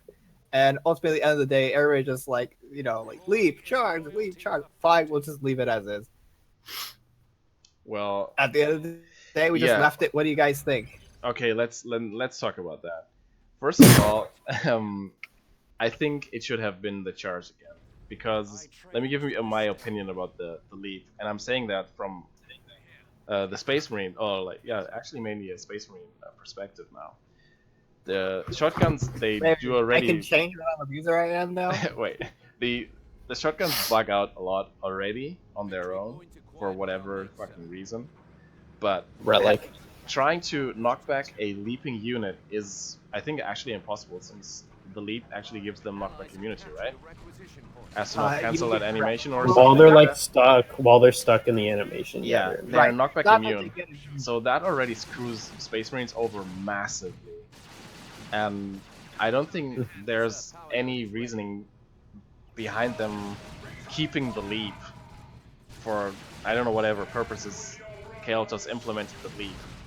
I know the reason, because now you can like jump and set up teams out of suppression. Well, hoo-ha, if you run straight up on a suppression team, like, you're not playing Eldar right, to be fair. Wait. That's my 2 cents here. Like, if you're not flanking a setup team. Well, yeah, fire dragons are fire dragons are something different though. But Howling Banshees, if you're not flanking a setup team with them, then you're not doing something right. So I think the charge should have been implemented back again, like, solely for that reason only. Just because it actually fixes some stuff in the game. Like, it's actually a fix if you would put in back the charge. That's my 2 cents. Okay, the leap was not put in so that Howling Banshees could leap into setup teams. Well, that's what Kael'thas said. No, it was no. He's one of the what the fuck? but- That's definitely not why it was put in. No, not solely for that reason, but that's one of the reasons. Like, he said, that's one of the benefits. He's like, okay, fine. That's one of the benefits, but it definitely wasn't that the is the reason. case. Yeah. What are the reason bigger was the reasons why it's in? ridiculous The chasing potential, which like there were like massive wars over this shit. Like, And it's not so much just chasing potential so much as chasing ability, because there's so many speed boosters in the Eldar army. Oh shit, this just reminds me. Crap, I'm gonna go back to the Warlock real fast on this one. I'm not exactly sure what happened to this change, but there was a swift movement nerf in there somewhere. wait, what? There was supposed to be a swift movement nerf. Why? It's fine. Yes, I know which one you mean. It was supposed to be a localized ability. Like, it was supposed to be a target certain unit, and then all units around that unit as well. Or, I mean, or like you an area could- or something. Yes, but it was too You difficult could to make implement. it. You could make it not affect allies because it's like pretty Yeah, ridiculous. with, like, exactly. But other than that, I think it should, I agree. Yeah, it should. So I actually stay don't know like that. where it went, but whatever, it's not there. So I'm okay. guessing it was too hard to implement. I think No, that's what happened. No, how could that be hard? just didn't have time because I didn't know we were releasing the patch. Oh, okay. Well, there we go. Yeah. Well, thank God it didn't go added Yeah. because Like, on a side, on a side note, that I think it was a little bit rushed. Yeah. It really 2.6 was just suddenly everybody gets there. faster. No, but let's continue. Whatever. Anyway, because I was talking about speed stacking. Yeah, there's so much yeah. speed stacking put into the Eldar roster, especially with Warlock. Although you can do this with other stuff. You can. Yeah. but Let's that- play the hypothetical scenario out where you like enhance swift movement, fleet of foot, plus autark leap. Like, this is like purely theoretical, and you'll almost never get this exact scenario, but you can get some fucking ridiculous high speed. That's true, but that was And all even nerf. with like a fucking speed 30 Banshees, if they leap, their retreat to kill or retreat killing ability is still massively nerfed just because of the way the squad behaves. Yes, Well, yeah. So that's true. the main reason I thought, at least, was to nerf the ability of Banshees to just run in, chase across map, and wipe something. Yeah, Okay, it was. Okay, that's true. So But No, I that's think- literally the reason. Okay then, but I think you could have gone about it differently okay, so this because which brings it back to has the been original it has question. been done. Like the speed stacking has been removed as far as I know. Like you can't It's stack weird. enhance and swift movement and fleet of foot. Those abilities just don't stack. It's really a lot of obtuse rules about what stacks with what, and it's not really easy to understand.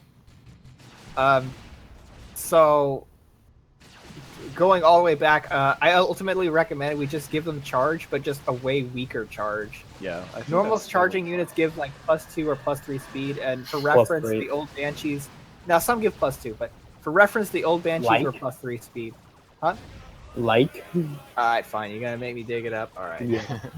Dawn of War forum. Game stats thread.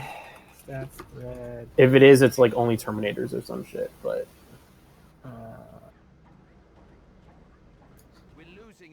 All right, I'll look it up on the side. So I was asking around basically.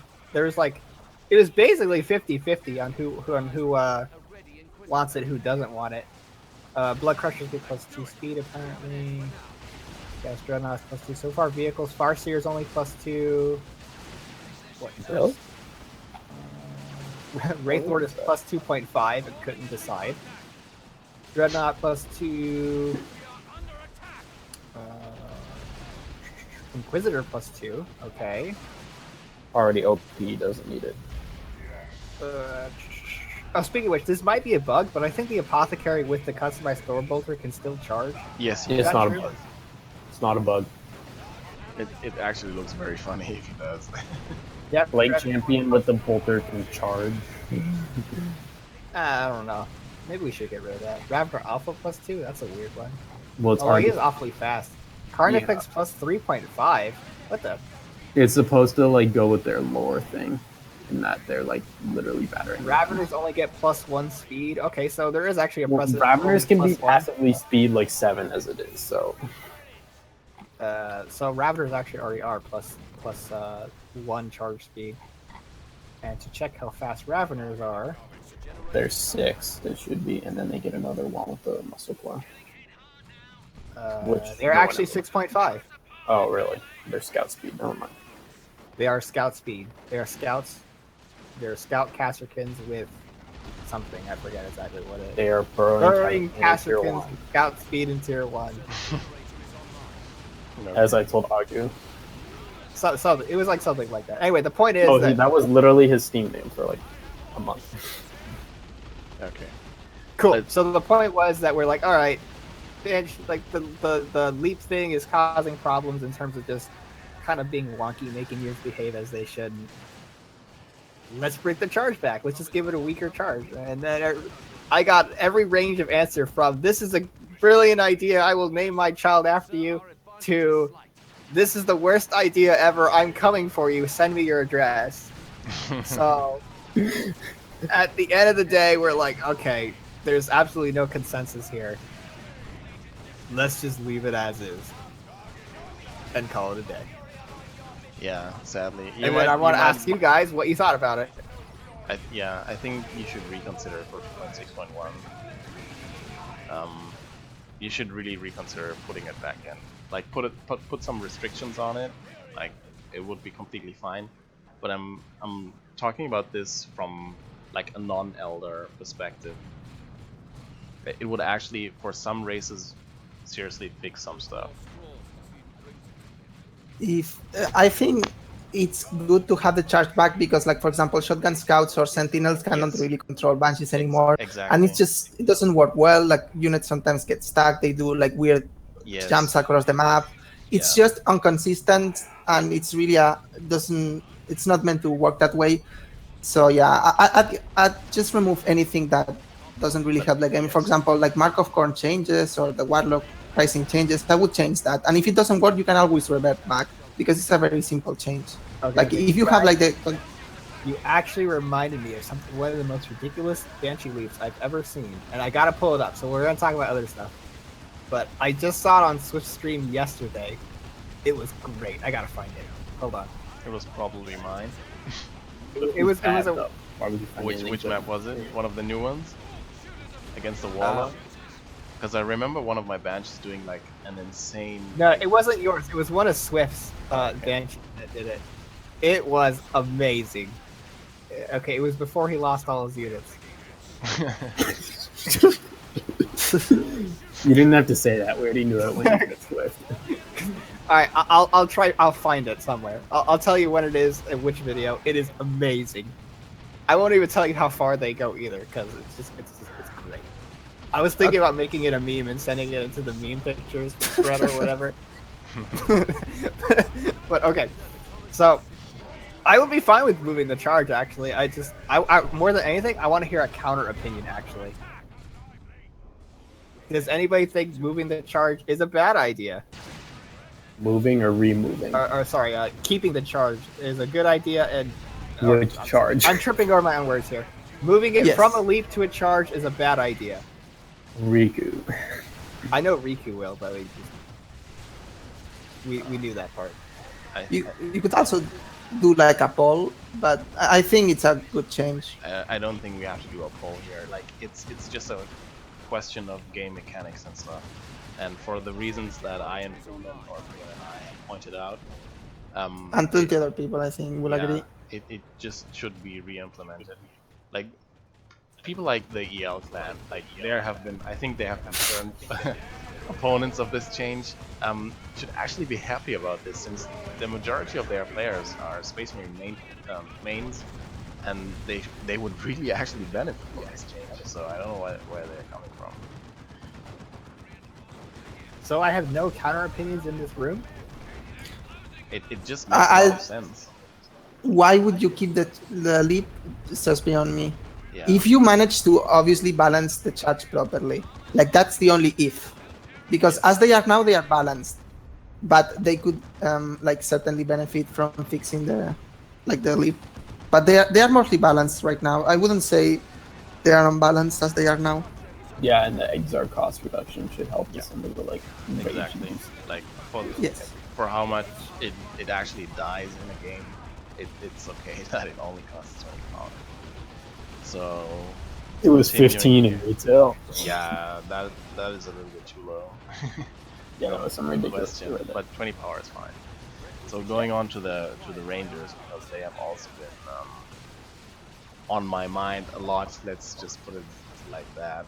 I think if I remember correctly here, these changes are like 100% the changes that Tex proposed for Rangers, and already. What a surprise! Yeah, what a surprise indeed. Already back when he proposed them, quite a few people made very, very sensible arguments against these changes.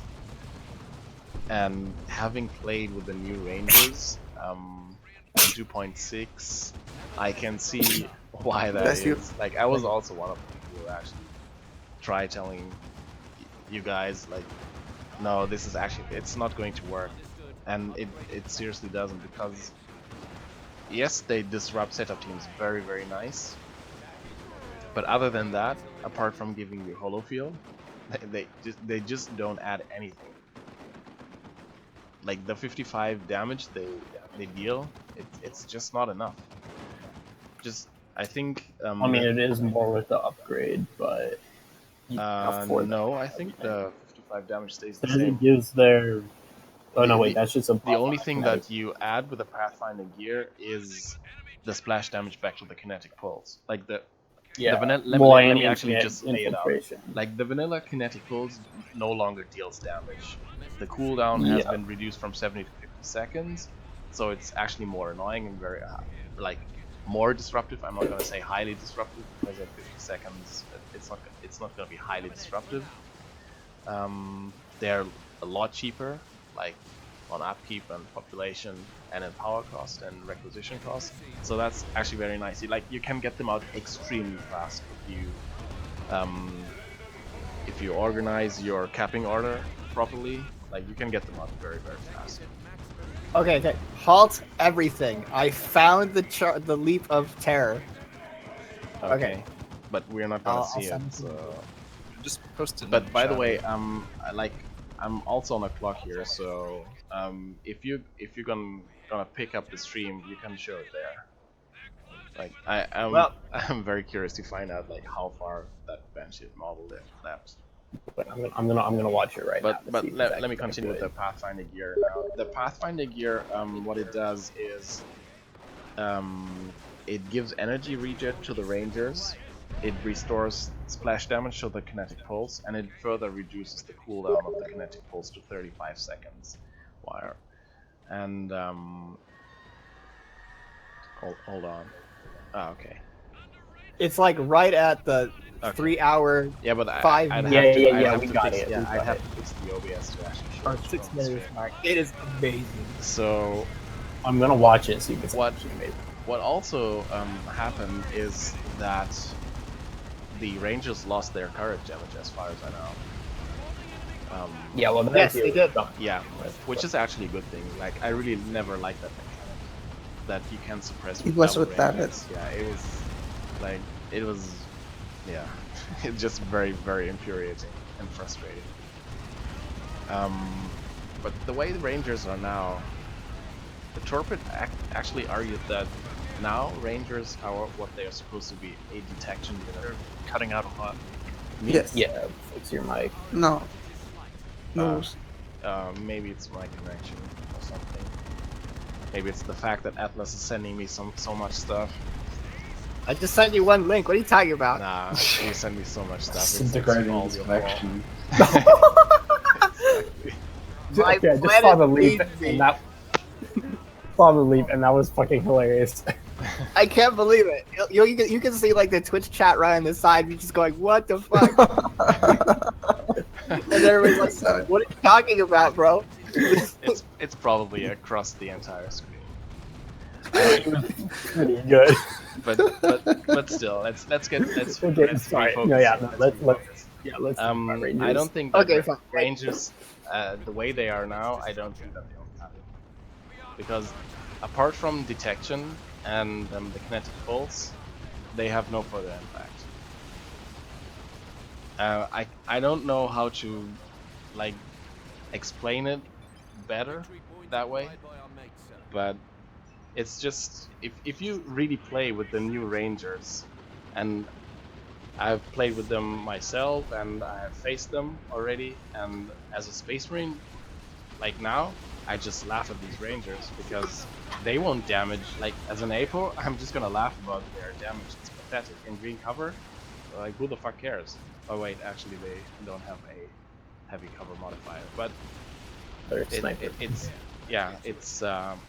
it's just not that significant. Like the only thing you can really do to range blobs now is, yeah, you just disrupt them, but then you just get back up and continue firing. You get ASMs and Bias jury. exactly. Bye bye, Eldar. What you gonna do in tier 1? Nothing. So I think I think we're gonna have to take another look at Rangers. Like the Ace actually proposed something. Like Ace and I, we were talking about it. I remember one evening we were talking about Rangers and the proposed changes by Tex, and we went through them and we're like, no, actually what should be done is just revert them to what they were before, but don't give them back their old damage. Obviously, like that was just pure cancer. Their old damage from retail. I think they could have just gone with like a little bit of a damage increase again. Like make it halfway of what they were in retail and what they went to in blue. I think that would have That's been totally like fine. 120 it would be per shot, which would actually be fine because you could snipe shooters. Exactly. But not Yes, because that's what they were intended to do. We were talking. I think Torpid opened a new role upon me asking what their role was actually supposed to be, because it would seem that we're all not on the clear about what their role is supposed to be, and I was always under the impression that snipers were supposed to snipe models, like not to be annoying, because now it will actually take them 3 shots to kill a single scout model, but to actually detect and snipe models. So, well, I'm obviously not happy with the change. We'll have to do some more playtesting, but I can already tell you that it's not going to play out well. Like in every It's match about where every match where I've seen the Eldar get Rangers, it just backfired so massively.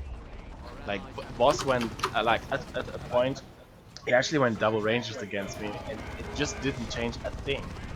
Like I'll just keep in the I'll just stay in the engagement, and I just won't even care about them. Go ahead, Freeman. I'm sorry. I'm not just going. I was going to say that 20 power sure is like super low, but they're only useful for the kinetic pulse now. Yes. And 20 power for a sniper unit is also very cheesy, so it's just bad for like both reasons. They don't do anything, and if they do anything, it's just cheese. Like kinetic pulse into net, kinetic pulse into net, kinetic pulse into net all the time. So it's just cheese. Yeah. Well, they could do that before. So the kinetic pulse into grenade was actually always a thing that Eldar could yes, do. but well, it's but like just only Adilla. Only Yeah. Adilla is like the one who does it because all other Eldar players have lost their skill. I think the only other guy I've like repeatedly see doing that is Beboss, and he's not playing any longer. And yeah, Eldar, not Eldar, but Adilla is also not pulling it off anymore. So I don't know. No, but it's like it's simple. Like snipers need to snipe again. Exactly. Make snipers snipe again. Yeah. Credits to the Ace for. Did Ace send you guys that picture? No, he didn't send it. Okay, So, so send it. yeah, just post it on the Twitch stream. No, I don't have the link to it anymore. Oh, okay. Like, do we agree on Hold this, on, I'll ask or him for like, it. apart from Atlas, who I know will just hate on Rangers so much because they're So the real Eldar question you unit. guys are trying to prevent is that snipers should have a different role than what they're being set up to is now, and that we should just make them. Basically, Rangers do 3 things. They give utility through kinetic pulse and hollow field. They give detection, which is essential in the current meta, Yeah. regardless of most matchups. And they should pick off models. Exactly. So they do two of those things, but not the other one. Yes. Right. Instead, they just basically nullify setup teams at this point. Yeah, but like you don't build setup teams against Eldar usually anyway. First of all, that like you don't ever go or at least you will try not to go setup team first, because you always know that there's going to be Rangers countering that easily. But it's I think it's also not right to say that they're going to counter or troll setup teams now, because all they do is just kinetic pulse, and then you have 30 seconds until you can, or 35 seconds, or how much was it? 35 seconds if you get the Pathfinder gear, until you can kinetic pulse it again. But the how much splash damage do they do? 25 splash damage is actually not enough to really force off, like not disrupt, but force off a setup team. And that's the thing. Or they are actually not gonna deal a lot of damage to ranged squads. Like think of how it's going to affect the Eldar Kanob matchup. Like it has been difficult already for the Eldar faction versus the Kanob, because they're only the only reliant detection unit were Rangers, but they were just not cutting it anymore versus Orcs, since they didn't snipe models. So yeah, well, I mean, the OP Dire Avengers kind of helped a little bit in that matchup, yeah, but only not that much. Like only the because of the sustainability of Dire Avengers now in direct firefights. But other than that, Kanob versus Eldar is probably gonna go back to the same way it used to be with Eldar getting great, but unless you have some really good Dire Avenger gate play, but even then you don't have 50 red gates anymore. Yeah, exactly. Yeah. So it's actually a big deal. I mean, Kanob, like it's a pretty well designed hero. Just there's some like funny matchups where it's just like really strong, and then others where it like really sucks. I don't know. Yeah, and the reason why it has always affected Eldar so much is because their detection was not very strong to begin with. Like, yes, the Rangers were always a strong unit, but emphasis on were a strong unit. They were also a very high micro dump and all these things. They were actually kind of balanced. Like you just needed, the only thing they needed was like tone down their damage a little bit to not be like super cancer anymore. Yeah. and they would have been perfectly fine. Nobody would have complained anymore. Even Riku, I think, would have been fine with that. And we all know that Riku really fucking hates Eldar as an entire faction, but also Rangers. Oh, Really? He's saying that they're the best detection in the game right now. Yeah. Well, they are the best detection in the game. It's just because of their that's just range like and stuff. the highest. Like, Okay, so here's the ultimate question I want to pose to you. These Rangers on paper, do they overperform, do they underperform, or are they fine? they underperform. Underperform. They've been like underperforming for a little bit now. Yes. For this price. Yes. Yeah. They will be a sole utility unit. The only thing in late game you will use them for is holo field to set up anything or to maybe. Well, also to detect. And to detect. Yeah, obviously they're gonna always detect. Like that's not the issue here. They always will detect. But I think their side radius has also gone down. Was it? No, it's not. Okay. But they should. But It is they're going not. as a population. Yeah. I'm sorry. Yeah. So like, make them more expensive again, and just give them something a little bit below their old damage. Fixed. We all in agreement? Yes. So okay. Let me just be clear on this. So on a 6 pop, 210 plus. No, 20 I said squad, make them more expensive again. Exactly. Exactly. 20 power, it's sweat No, out. that's just stupid. It's not the question I'm asking though. The question I'm asking is, this squad for 210 and 20 power, plus whatever the upgrade is, 7520 apparently, at 6 pop and reduced upkeep, is still underperforming. Yes. It's just trash all around. Like, Not necessarily. I cannot fully agree with I've seen them that. being built in tier 2 as like detectors, like you carry them around in a falcon Yes. or whatever, and they just And detect, that's but, what like, Torpid had in mind. That's what he said. He wants Rangers now to be easily implementable into every build order that you have, because they're not going to be such a strain on your economy anymore. And he actually accomplished that. But on the other side, other than that, they're not going to do a lot apart from that. That is my opinion. yeah.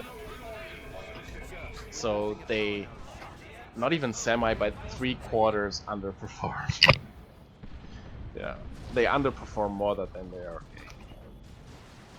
Because the reason I bring this up is because I believe the concern isn't so much as a balanced one, so much as it's just a general design question. Yeah, that's exactly that.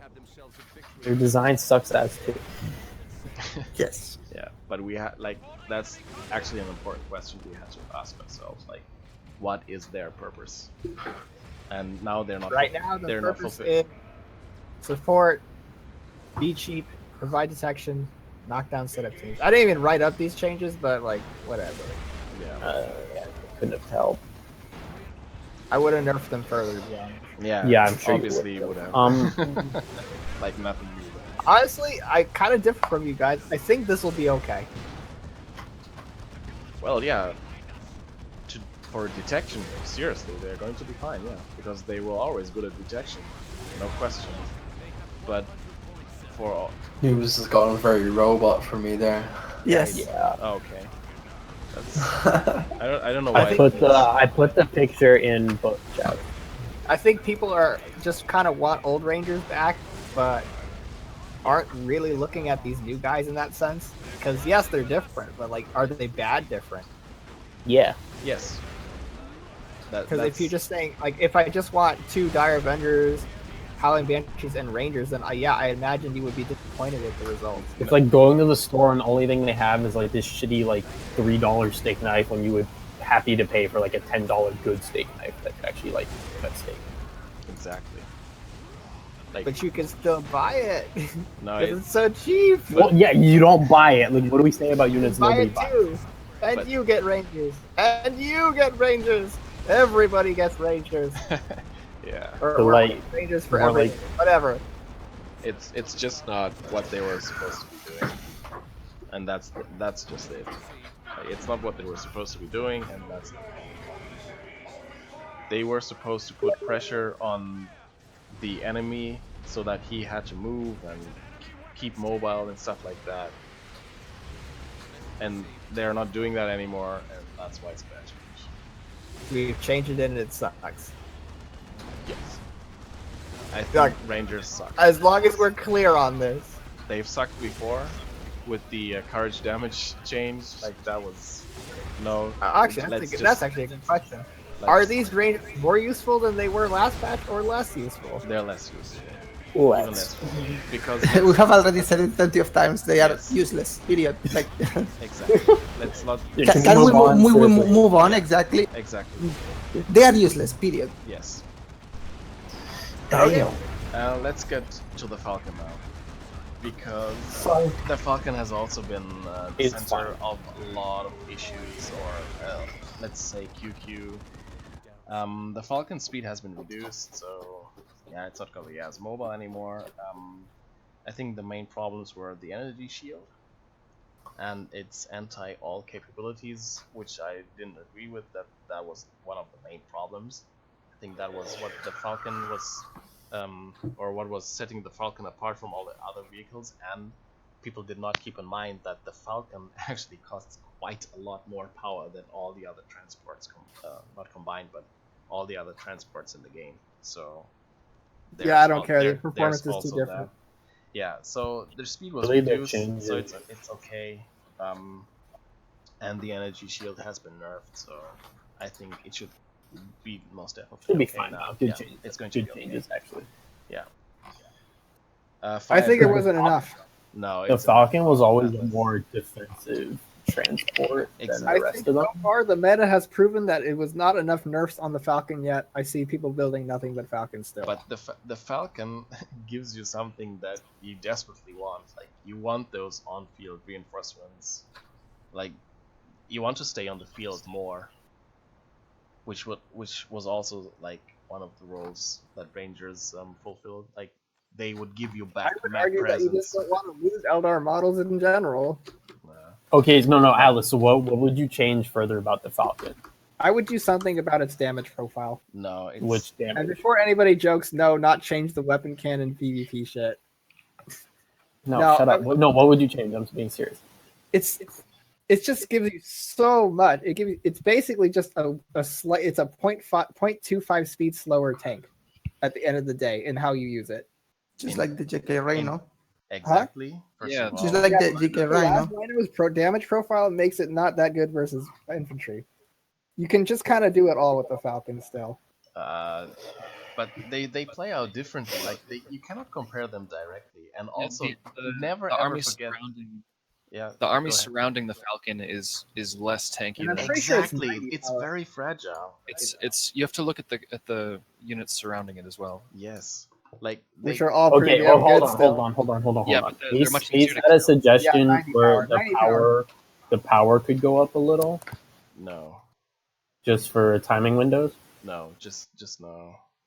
No, I think Ace's concern, and he can rant in the chat if he disagrees, is that like another faction gets out of transport to put quick pressure on Eldar, but the way that Eldar is structured right now, which is like Shuri's Dire Avenger upgrades, tier 2, they can bring out that Falcon and like push off that transport push, right? So even if the Falcon was like 10 power more, right, you would have At a which little point bit more of a you window. hit the cost of a Wraith Lord essentially. Thank you. Yeah, Wraith Lords are 100 power. 90 is different from 100. Yeah, but it already is 90. Yes. No, it's 80, isn't it? No, it's 90. 90. So if you would It's up 90. it by 10, it would cost as much power as a Wraith Lord. And Well, almost Wraith Lords are in a bad position anyway. They yeah, should go they're back in to a bad 120 position anyway. power. Like, we can get to that 90. if you guys want. We'll get to that. I'm But- still saying that the way that the Falcon does shit, which is just basically Right, it has it a is gun 90. for anti-infantry and a gun for anti-vehicle, and it's still probably too good. No, No. it's because of the reasons Windu just laid out for you. It's because the support for the Falcon is much, much weaker than the support for any other transport in the game. Dire Avengers are one of your main combat units, and you don't want them to keep on repairing the Falcon. First of all, they cannot take a tank as much, and during that time you're not dishing out any damage. So, and add to that the cost of the Falcon already, and its fragility, because it doesn't have like 700, 800, 1000 HP. No, it has only 500 HP. If you catch it out of position once, there's a very, very high chance that it will actually die, which will seriously cripple the Eldar economy, because they just invested 90 power into that freaking vehicle, and if you kill it like super fast, that might very well be GG. Right there. Well, that's how the case with every destructive- character in the game, not- especially those that got I- extra no, I armor, like a don't agree. Razorback. I disagree with you, Atlas. Okay. Like, Yeah, it used to be stronger than Aleman Ras with the fucking shield, Yes. and it was so fast it was unkillable. Now it's like it's a very huge investment, and it's not that difficult to kill for like many factions, except needs, obviously. The investment itself has not changed at all. It's still the same price. In fact, I think the energy shield got cheaper. So I don't Yes, I don't but know it- if- 5 power and way less efficient. Exactly. Like the Yes. problem was the efficiency. It cannot Yeah. easily take on a Lehman Russ anymore. Not even back then. It could take on a Lehman Russ easily. I mean, but if you No, really no, want to you could- nerf the, it could. if take you on want a to, Lehman Russ. Yes, if you it want to, if you want to nerf the Falcon more, you could nerf the regeneration rate of the energy even more. which is tier 3 stuff, though. Yeah, but honestly, in tier 2, like 1 speed a lot on a vehicle. If you reduce the truck speed by 1, it'd be very bad. If you reduce Razorback speed by 1. I can think for every would- faction like a super hard count. Mark of Zinj, Dreadnought, Multi-Melta Dreadnought, Autocannons, Melta Stormtrooper. There's a lot of super hard counters, except Orcs and Orcs- Needs. Orcs, you want to use a Luda, which is a Yes. problem because you don't want Ludas in tier 1 versus Eldar. Oh yeah, But true. Yeah. It's Yeah, like well, the thing about 2 Orcs shots is you need to push the tier 1. You need to get your tier 2 out ahead of the Yeah, Eldar. That's always yeah. the way the matchup has worked, and like it's not going to. In any case, Yeah. the Luta 2 shots the Falcon, so it's not a problem. Well, it's like if you're getting your first tier 2 unit out as the Eldar gets their Falcon out, like you fucked up as Orcs. That's all I'm saying. I Especially think the with meta K-Bomber. is gonna prove me right on this one, but we'll see. No, I don't I'm think telling it you. will. it's Well, it's I don't. not. Well, I mean, like looking at It's these really key not. changes. Like, The Falcon, as it has been changed to now, is fine. Like its tier 3 strength has been reduced. Its speed has been reduced. It's fine like it is now. But I You want will see it a lot just because it's a very versatile unit. Gives reinforcement, gives AV, and it's a vehicle. Yes. Yeah, And because the Wraith Lord is kind of useless. yeah. That's the, And those are the that reasons. as well. Yeah. The issue of competition. Yeah. Just the Wraith Lord being bad. Yeah. Yes. It's Just Fix the Wraith Lord. Used Alright, And- let's dig into the Wraith Lord then. No, I still remember I like spammed a bunch of Bright Lance Wraith Lords against this Vex spamming deity a while ago. And you just can't do that anymore. yeah. Wraith Lords need change. But I want to You go back quickly to others. go to the other units as well because I'm really on the clock here. Fire Dragons have been like nerfed cost-wise. I think these changes look really nice. Like their upfront cost has been increased in power by 10, so they now cost 40 power out of the gate, and they no longer have weapon knockback immunity, which is also like a very Well, serious they thing for do, them. but No, they don't have it out of the gate. You have to buy it now. but it doesn't matter. Yeah, you'll always get it. Like it's a no-brainer Yeah, to get it. it's like Yeah, but one of the other changes that is not minor is that they don't have 100% fire limit anymore. Like it has been reduced by 25%. about time. Yeah, so I'm thinking they're more fine, but we'll have to see more games with them to see how fine or how not fine they actually are. Like Honestly, I think that like Dark Reapers and Warp Spiders costing more than Fire Dragons is like still a total joke. And yeah, I would bump up Fire there's still a Dragons. lot of internal. I would bump I'd up say. Fire Dragons to 400 or 420 rec and call it quits because then it becomes very difficult. Well, okay, if you want to get the Fire Dragons of OP old, how much does it cost now? What the fuck does that mean? You have If to. you want to get the Fire Dragons with invest- the weapon knockback immunity, Well, it's a 360 plus 75. It's 410. Yeah, that's. Well, yeah. I mean, if you don't get the Exarch, Yeah. well, I mean that's dumb. 'cause you're always fine. gonna If get you don't want the Exarch, but Exarch, fine, don't get the Exarch. If you want to get the old Fire Dragon, I thought you were talking about the non-heavy infantry Fire Dragons that kill No, literally everything. The, No, the I'm old Fire talking Dragons about- without the XR. Then it's Okay, fine. Let me be more clear. It's How much does it 410. cost to get the fire dragons and its upgrade? The 410, armor upgrade, 55. not the upgrade. It's like 410, 410 60 or something like that, or 55. Yeah. Would you pay 410 55 for that squad? Yeah. Do you think that is OP? Yeah. How much more would It's not just about the upgrade. Upgrades are a one-time thing. It's about the bleed over time and how you can purchase it like immediately, you know? Actually, no. I don't. A 200 rec squad with a 100 rec upgrade is not the same thing as a 300 rec squad at all. Sure. Everything changes. Okay. So, like, that's what I'm saying. If you increase the fire dragon cost, and all of a sudden getting two of them is super expensive, purchase right away, and super expensive to make. Okay. I am. So what you're saying is, you want them to cost something to the tune of 420.60, like right out of the gate. Yeah, or something like that. Like like I said, it's like the I think that's way too severe, but yes, I concur. That is wow. Like, but you'll pay that much for warp spiders? Yeah, warp spiders are amazing. Shut up, Windu. You always get warp spiders. Because they're amazing. Yeah, they're amazing. And fire dragons are more amazing while being able to kill literally everything. Yeah, but fire dragons are more amazing because they can't be knocked back. And if you're trying to get 2 squads of fire dragons, and you need to also get a 75-15 upgrade for both of them to make it so that they can't be countered, really. Why do you need 2 squads of fire dragons? Why not? Yeah, I don't want people to be able to buy 2 squads of fire dragons because 2 squads of them kill literally everything in the entire game. There's really no reason. You can buy Entangling Web and kill Assault Terminators with 2 squads of fire dragons. You cannot do that with spiders at all. Like,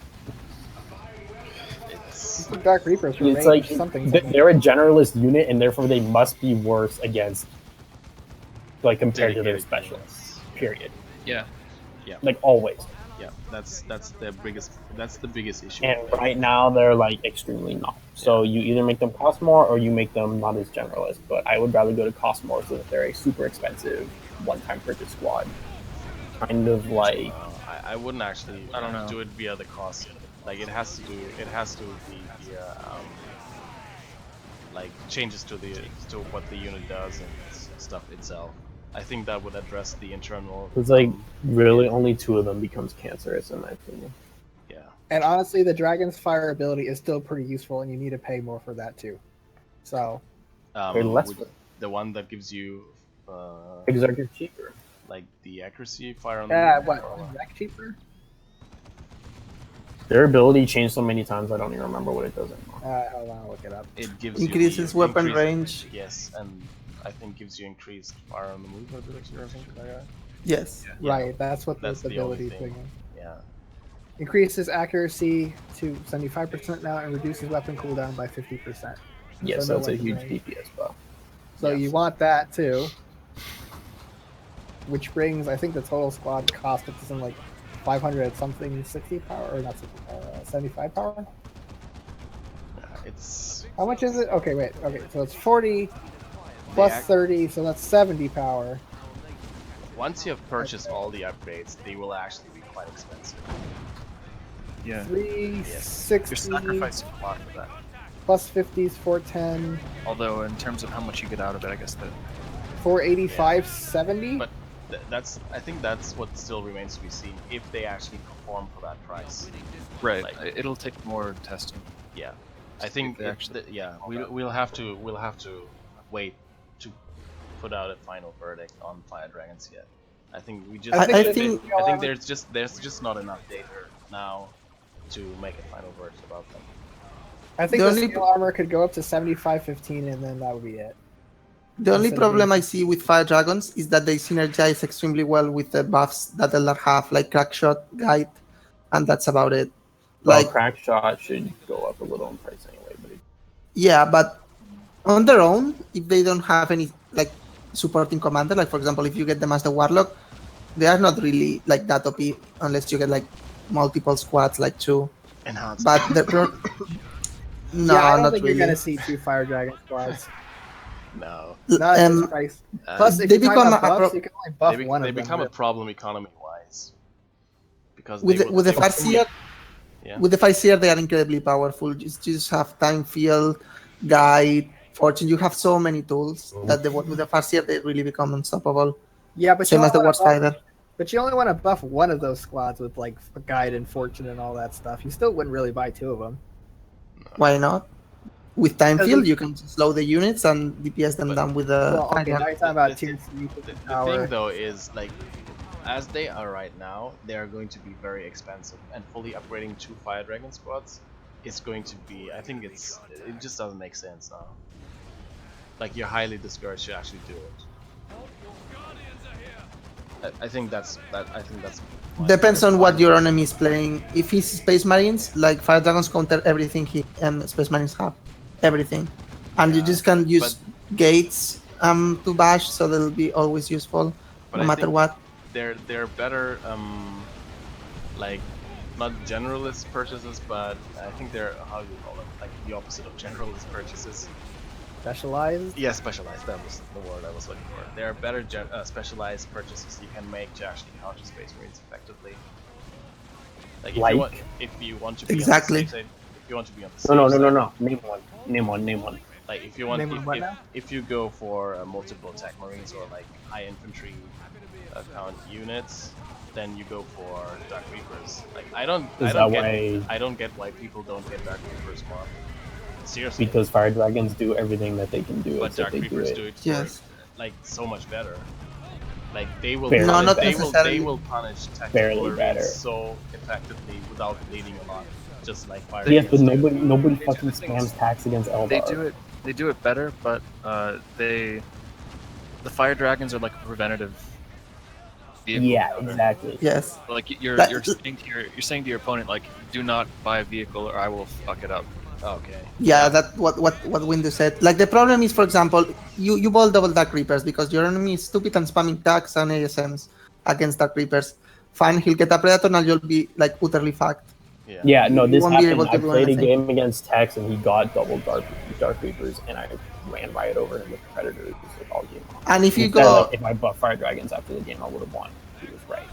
and if you go double Fire Dragons, you have like more than enough to kill it. Like one push for the front, loader flanks, or you just get a War Spider and snare it, and you also have an extra capping squad. Like I'm not saying Fire Dragons are unbalanced because I've not tried them enough, but I'm saying that they might be potentially. I don't have an opinion at the moment. I'm just saying that they are incredibly strong. I agree. But I'm not saying they need nerfs because I've not played them enough. Yeah. Like, I agree with that.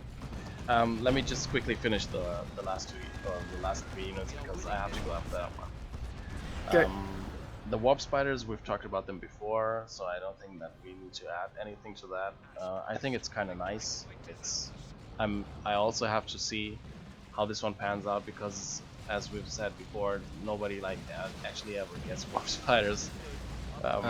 Even though they're like Windu does. Yeah, Windu does.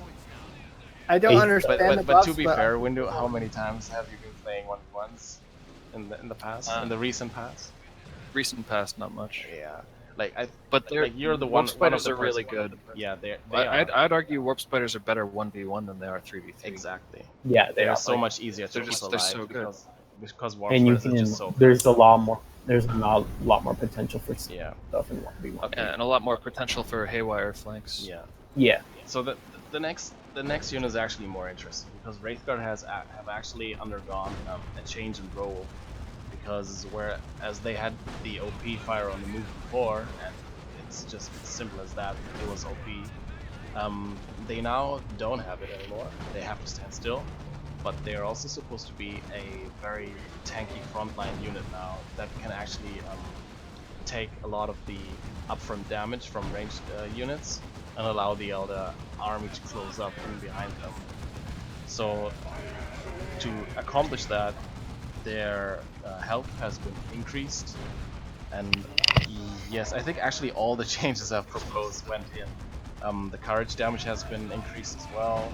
Their sight radius on the Exarch, that was actually Freeman's idea. That was a very good idea, by the way, Freeman.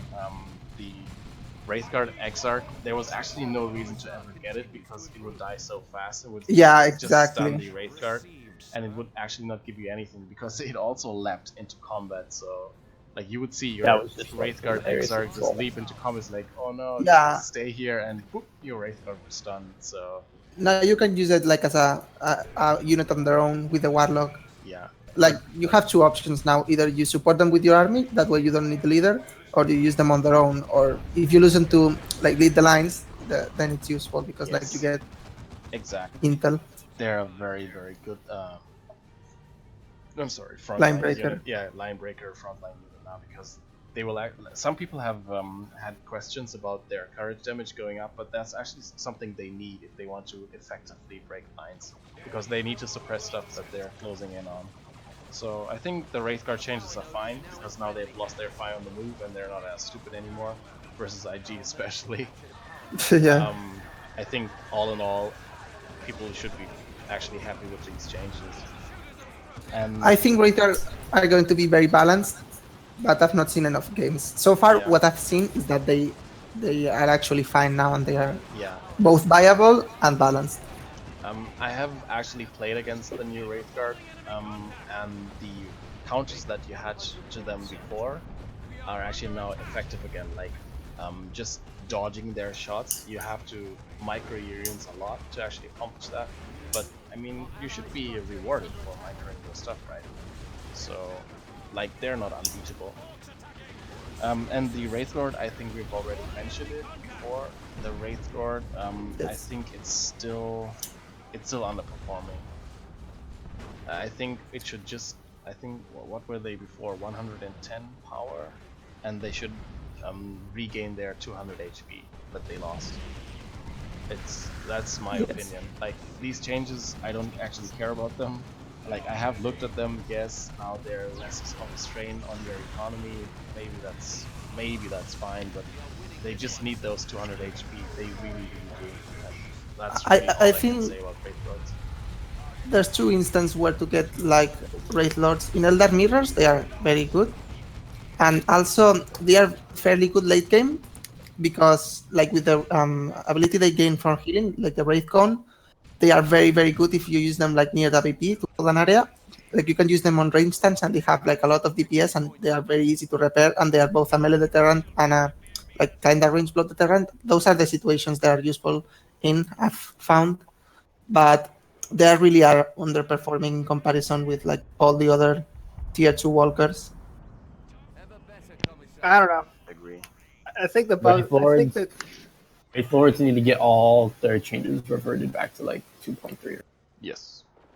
Yeah, they are not They useless. need- They are just super They need, to situational. have the old pop and the old upkeep and fuck the HP regen.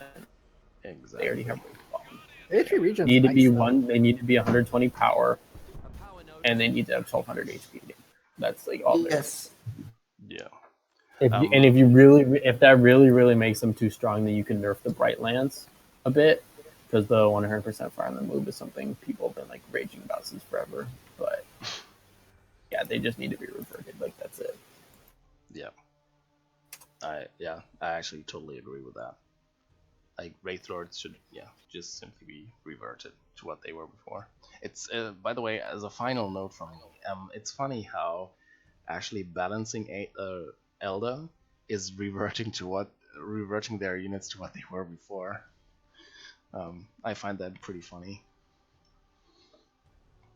Well, then you get nerfed. Yes and no. Like, to some extent, before, like, Keltos had the great idea for the design. Yeah. Let's leave it at that, not like Eldar retail state. Yeah. Before Keltos wake up some morning and said, okay, I'm going to design Eldar. Why? I don't know. Seems cool. Yeah. That's pretty much it. So that's it from me. I don't. Okay. I kind of missed my window here, but I don't know why it's 50 sight for the Wraith Guard. I think 40 would be fine. I think it was supposed to be so that they can doesn't actually it effectively outside spearhead. Rangers now, actually? Oh wait, no. Rangers It's have more. because I think 49 is the range of a Devastate. That's it. Yeah. What does that have to do with anything, though? They have to see the No, because like Devastator. you can that way. you can choose like which way to go since you're slow. It's not a big deal. Yeah. I don't think, especially because you won't be seeing Wraith card a lot. Though. Like it's a very situational unit. You will be seeing it mostly in. I don't think you'll see it much in 1v1. So to just cut it short here, that's it from me. So Atlas, you'll have to pick up the stream. I actually realized that 30 seconds ago. Yeah. So I announced it like way ahead in time. But okay, yeah, so that's it from me. So overall, Eldar buff, Eldar nerf. Eldar are more The light nerf. I don't know. It's Eldar fine. Eldar are going the right direction. Yes, but right they need some extra tweaks. Exactly. Which implies that Eldar is not fine from Freeman. No, Eldar is going the right direction, but it needs some extra tweaks. Like overall, it has been severely nerfed, like severely. Yeah. And if you don't see that, like I think you have a problem because like they nerf. No, seriously, like they nerf the core Eldar cancer gameplay. Like, oh, I'm just going to go triple the Avengers and use them as cardsmen because like they don't need any micro. Like you just have to get very cheap upgrades, and with Ven level nades, you should be fine because the Falcon does all the work. Yes. I still think the Falcon's going to be overly dominant, but we'll see. So we'll see. We'll take a quick break until Atlas has managed to get the stream up. And, no, I think I'm ready to go. You're ready to go? Then that's nice. Then I'm gonna log out and I'm gonna host your stream. Okay. All right. So that's it from me. And Atlas, if you could save that stream because I really want to put that roundtable talk up on my YouTube channel, so everybody who didn't watch it can watch it or rewatch it. You mean just record it? Can we do no, just save it. I think if if your Twitch account saves the recent broadcast, then that's fine with me. It should. Okay, never mind. Come on, Atlas. We need to talk about OG. Yeah, no. Can we do orcs and space marines first? Oh, okay. Or do the orcs and space marines. Okay. So see you guys. And all right, Nubis. I'll just highlight black. Thanks for entertaining my other ideas. We do IG. IG won't take long.